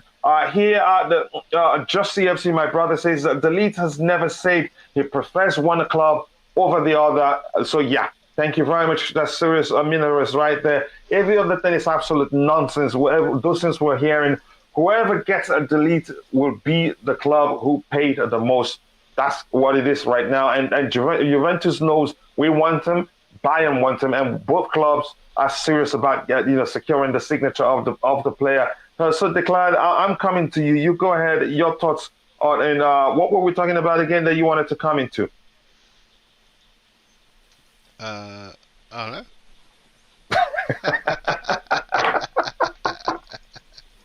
But seriously, you don't know? Yeah, sorry. Yeah. Damn that Lukaku. Big smiles on his face at Inter. Go ahead, Declan. I think I was trying to make just gonna slip into about if we eventually get what's his name, Jules Kounde. Yeah, Where just does Kounde that playing in the leave middle. Chalobah? No, I think they'll get the games, but I think in terms of Kounde playing in the middle, it makes more sense than Chalobah. All our build-up play was through Silva, and that's more important. I mean, it's not the ideal choice, just because of crossings and whatnot. But and being that pillar, just because the left and right get pulled out wide. That's where Kounde might lack. But I mean, in terms of the ball playing, that's why he would fit more in the middle. And I wouldn't trust Chalobah yet. Still young for that position, and lacks the ball playing skills. But I feel like Kounde can be very versatile in our team. I think Kounde can play multiple positions, not just the back three. I think he can do a job in other roles too, if need be. I think that's what made him unique, and that's why I was looking forward to it if he came. Which is kind of sad how it all died down. And interestingly enough, maybe not a too cool target because of that. I don't know what to say about that. It's a chance. It's also absolute nonsense. Again, but we'll see what happens. IBC, have you spoken about the current topic we talked about, the Kounde Chalobah? Yeah. Okay. There's something else. Here's what I want to share with us. I think there's a comment, Josh, but it just says here, Coach, they are 500 million in debt, or 129 million to all the clubs or for players they've bought. All players' bonuses, making players take a huge pay cut. UEFA will be sniffing around. Yeah, there's a chance, but but on the surface, they haven't really done anything wrong.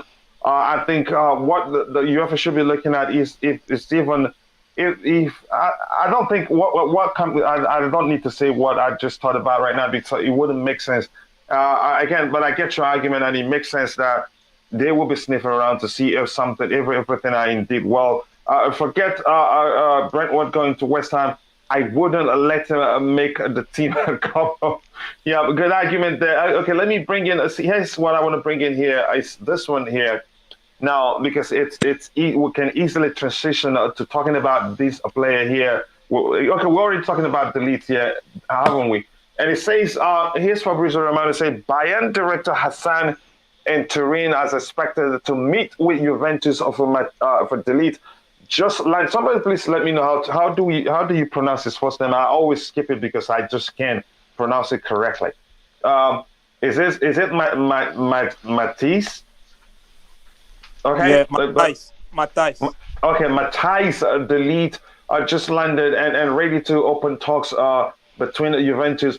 Bayern have already negotiated all deals of personal terms with the Leeds. Juve now waiting for the official bid. Now, this aspect of this tweet is what I want us, to analyze, maybe to help, educate the fan that in fact that the Bayern is that sporting director? Did they say Bayern director? The fact that he's in Turin, the fact he will open negotiation with Juventus, does that mean it's over for Chelsea? I want to start with you, Declan. No. Yeah, it's easy to say no for you because you understand, but let's break it down how the fans will understand we're still good. It's not over yet for us. It's very normal to be in competition. So just like they want him, we want him, and he's gonna have to choose. We might lose out, we might win. So this is very normal. It's not done deal. Just because they landed. I mean, Bowley landed in Barca. Did you see anything done deal there? We were suspecting a whole bunch of deals, but I mean, did Barca fans just conclude, or did Man United fans conclude on De Jong because Bowley landed in Barca?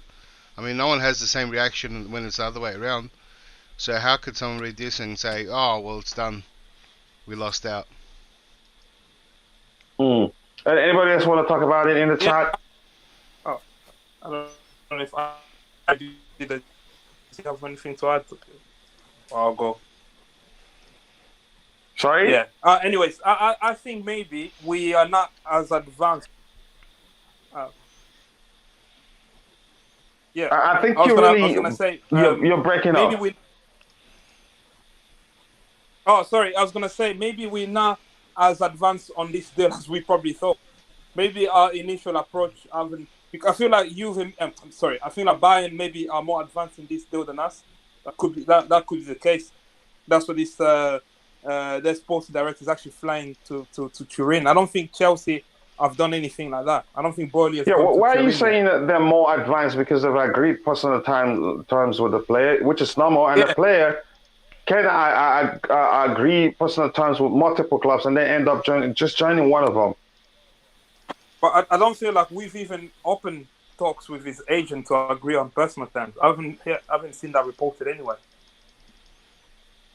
It looks like at the moment we're just interested in the Ligt, and we've probably had an initial conversation with Juve with a proposal of fee, but I don't think we've gone to the extent where we're talking to his agent and putting a proposal on the table. I haven't seen any report of Chelsea offering the Ligt a salary and so on. The only report I've seen is that Chelsea first it was player plus cash, and then also other things about just discussing the fees. But Turns out we haven't even negotiated anything with them.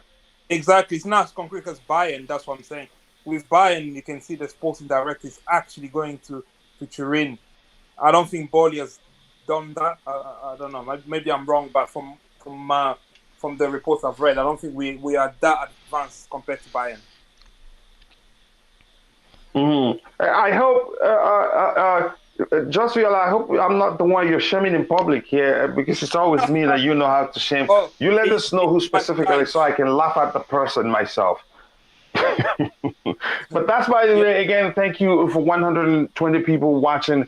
And thank you for 114 likes. Again, we can do better than that. If you haven't, please take a second to like the video and also subscribe to the channel. Right now, we're at 3,970 subscribers. We need 30 more to get to 4,000 subscribers. I cannot thank you guys enough for such. That is how much you love the channel and how much you support the channel. So thank you. And thank you once again. True Blue says, oh, they're comparing Broya and Anthony they're declared. Okay. The EPL proven stuff is a myth. Why one of players like the Leeds, Koulibaly, Kounde, Anthony, and many more? I guess you could argue that Tony 254 says Aki barely plays for City. He has a lot to prove. No different from yeah. Again, I agree with you. Anybody again IBC, you want to talk about this or you want us to move to the next topic? You can move on. Okay, and the next topic, that's where we call it a day, and it's this one here. And thanks to Josh Viola for sharing this one here. I think this rumor, I need to head out anyway. Yeah, it's headed up, so you can talk about it. It says one of my best sources has once again reiterated Serge Gnabry as a real option for Chelsea this window after mentioning him to me weeks ago. Chelsea have recently met with the Bayern director when he was in England. So this is actually a serious, but I want to know. And also regarding, just quickly, I don't mean to shame you, Rodrigo. Just quickly, you're saying, I know you're on the panic bus, but the truth is you're the driver of the panic bus, by the way. Bayern director was in England, and we spoke with him. That's a chance we also talked about. Oh, okay, yeah. I guess you're right. You win this one. So IBC, go ahead. Yeah, I don't believe it. Sorry. Seriously, tell us why. Yeah, just based on our movements, I think we're too slow to get anything done in the next couple of weeks, especially for the caliber of Gnabry. Again, unless we start moving rapid from now till Friday for this, then I don't see it happening. Don't see it. I see him just going to be sterling. No, just a week. I'm just giving ourselves a working week, just to get our. We got till September, so we're alright. I know, I do. I know that. But like, I'm just saying, like from now till Friday. Now, like, obviously I know it could be where we can even go into him from when the season starts. Yeah, I understand, but I believe there's still many moving blocks that I've got to take for the deal to happen. I'll just wait I think it's on till his I last don't year. know. Is that why his Yeah, name's yeah, been yeah. thrown in the vote? I think that's why so it'll be easier for us to get him in terms of a value. But I don't know, man. I don't see it. I don't see it. But yeah, would I take Serge? Yeah, I'll take him. I'll take Serge Gnabry. Can play either flanks. He's good, and yeah, he's as good as Sterling at doing the same thing. And we have more options. But do we? Obviously, it depends if we're gonna let someone else go. But we'll see how it goes, I guess. But I'll take Serge. But I don't see us moving very quick enough to get this deal, get him started. I don't know. I don't see it. Maybe I've lost a bit of confidence from the last couple of weeks. How about you, Declan? Your thoughts? Yeah, I think his name's in the window just because he's on his last year, and hasn't signed, and so his name's popped up.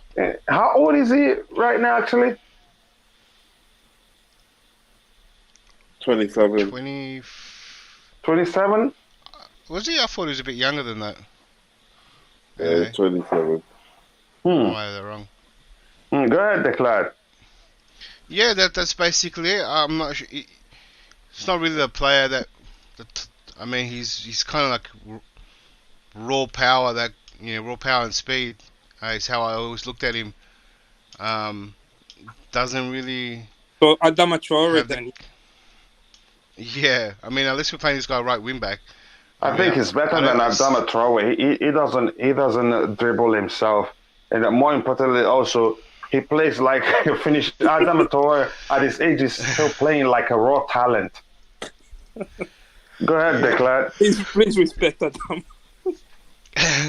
But yeah, I mean, it's not the characteristics we're after, unless, like I said, he's right wing back. But I mean, yeah, I think his name's thrown in the boat just because he's got 1 year left. It's not the type of player we need.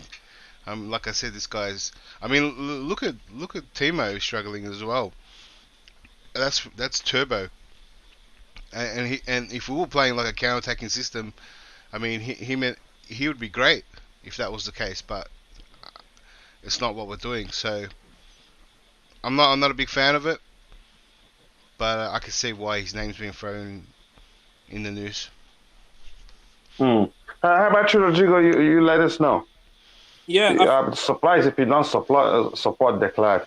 Yeah, 100% I support him. To be fair, I made a good argument, I thought. Yeah, I can't see.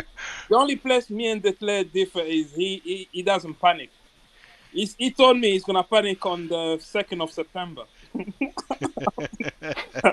And even then, I probably won't panic. I'll just be like, all right, let's do the season. Yeah, I started panic on the 17th of June. Well, I don't see I think this one, since we've already got Sterling, it wouldn't make much sense for me to get him. I feel like actually I don't believe Chelsea will sign any forward for the remainder of this transfer window, unless one of them leave. Unless two really. Even if Ziyech goes, I don't think we'll sign anyone to like sort of like take his place. Even if so the only way I can see us signing another forward player, especially one that plays in wide areas, it'll be like if two of our wide players leave, like say Ziyech or Timo Werner leave, then I can see us maybe moving and buy one player. But now, no. One transfer that might be an opportunistic one, it will be a Lewandowski. I can see Chelsea sneaking it and signing Lewandowski if Barcelona don't sort out the transfer. I think you're correct because the rumors are, it's gathering steam. Lewandowski to Chelsea rumors are gathering steam. So go ahead. Yeah, with Gnabry. Would I have him at Chelsea? Yes. If we didn't have the players that we have. Like if you had room for him, I'll definitely have him on. Yeah, but I can't see this one happening. No, I think it will stay. Yeah, again, I think you make a very good argument there, and I know everybody on the panel have talked about it. So with that, I know IBC, you want to listen. I want to get your final thoughts on everything we've talked about. Yeah, just hoping that we can announce Sterling as soon as possible, so that then we can move on to other targets. Hope that will come a few notes now. You know what I mean? So yeah, we move. Let's not get hell bent on Raphinha. That's gone. It's a target that we identified. The target they want to come. We move on, and hope for the best. You know, we keep the blue flag flying, and hope by the end of this week we've got something to smile about. Yeah, the client, how about your final thoughts on everything we talked about? I love the final thoughts. Can I get to tell people again that stay patient.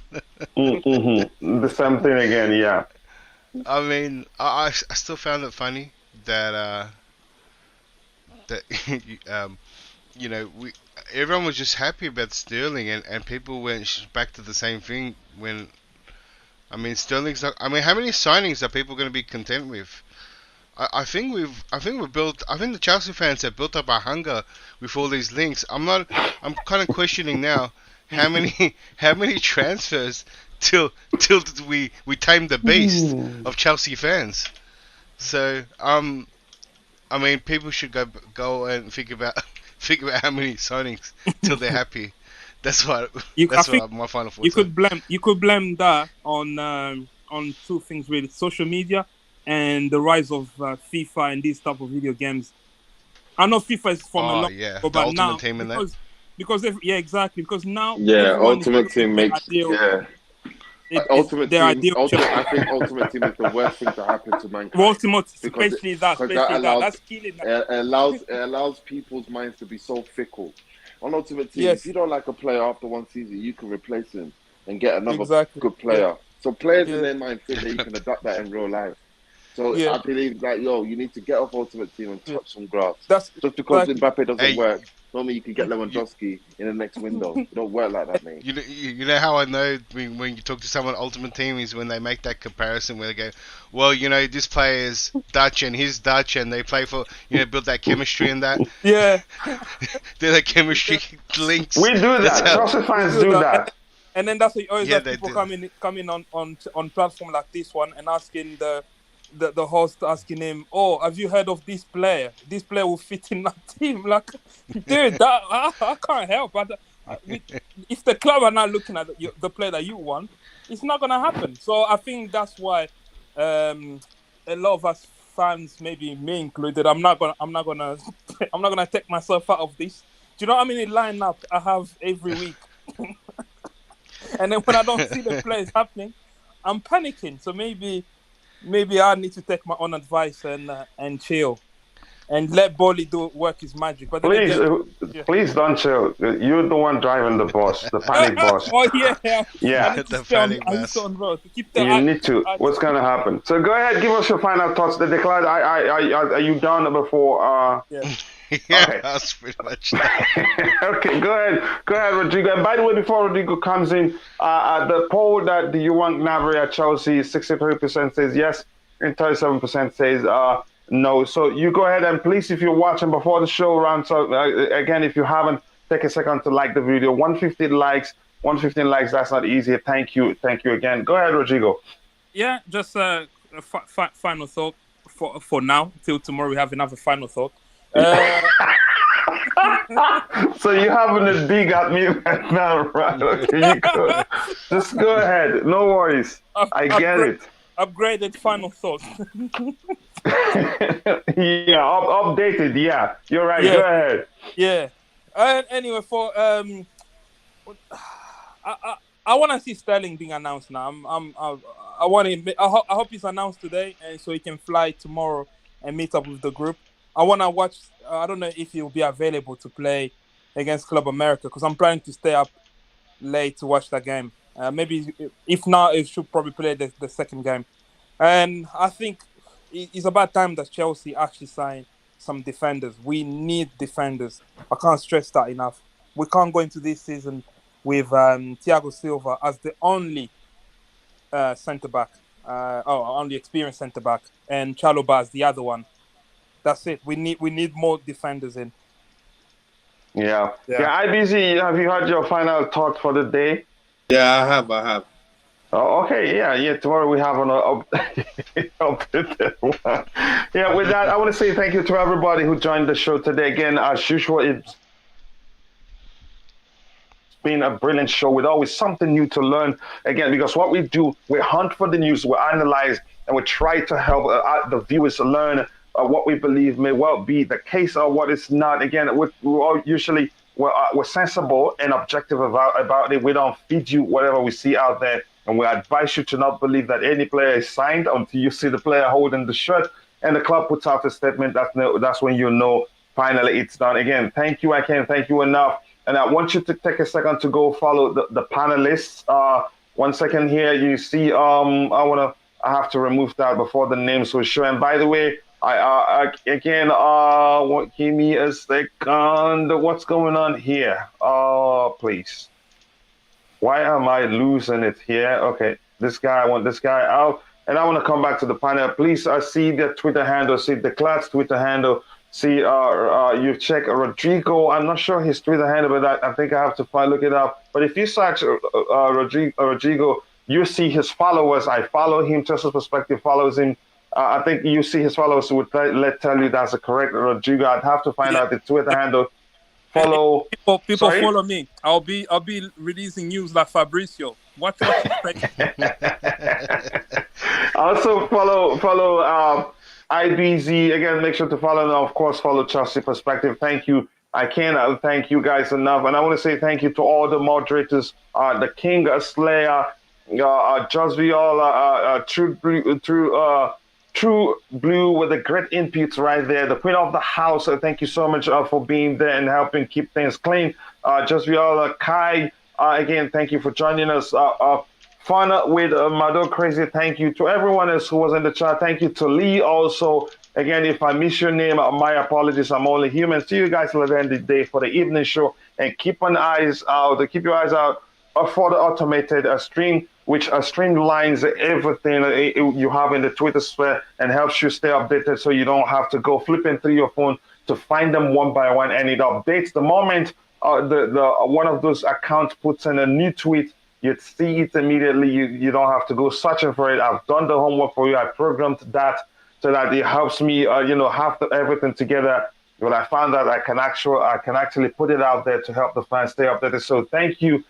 God bless us all. See you guys next time, and bye.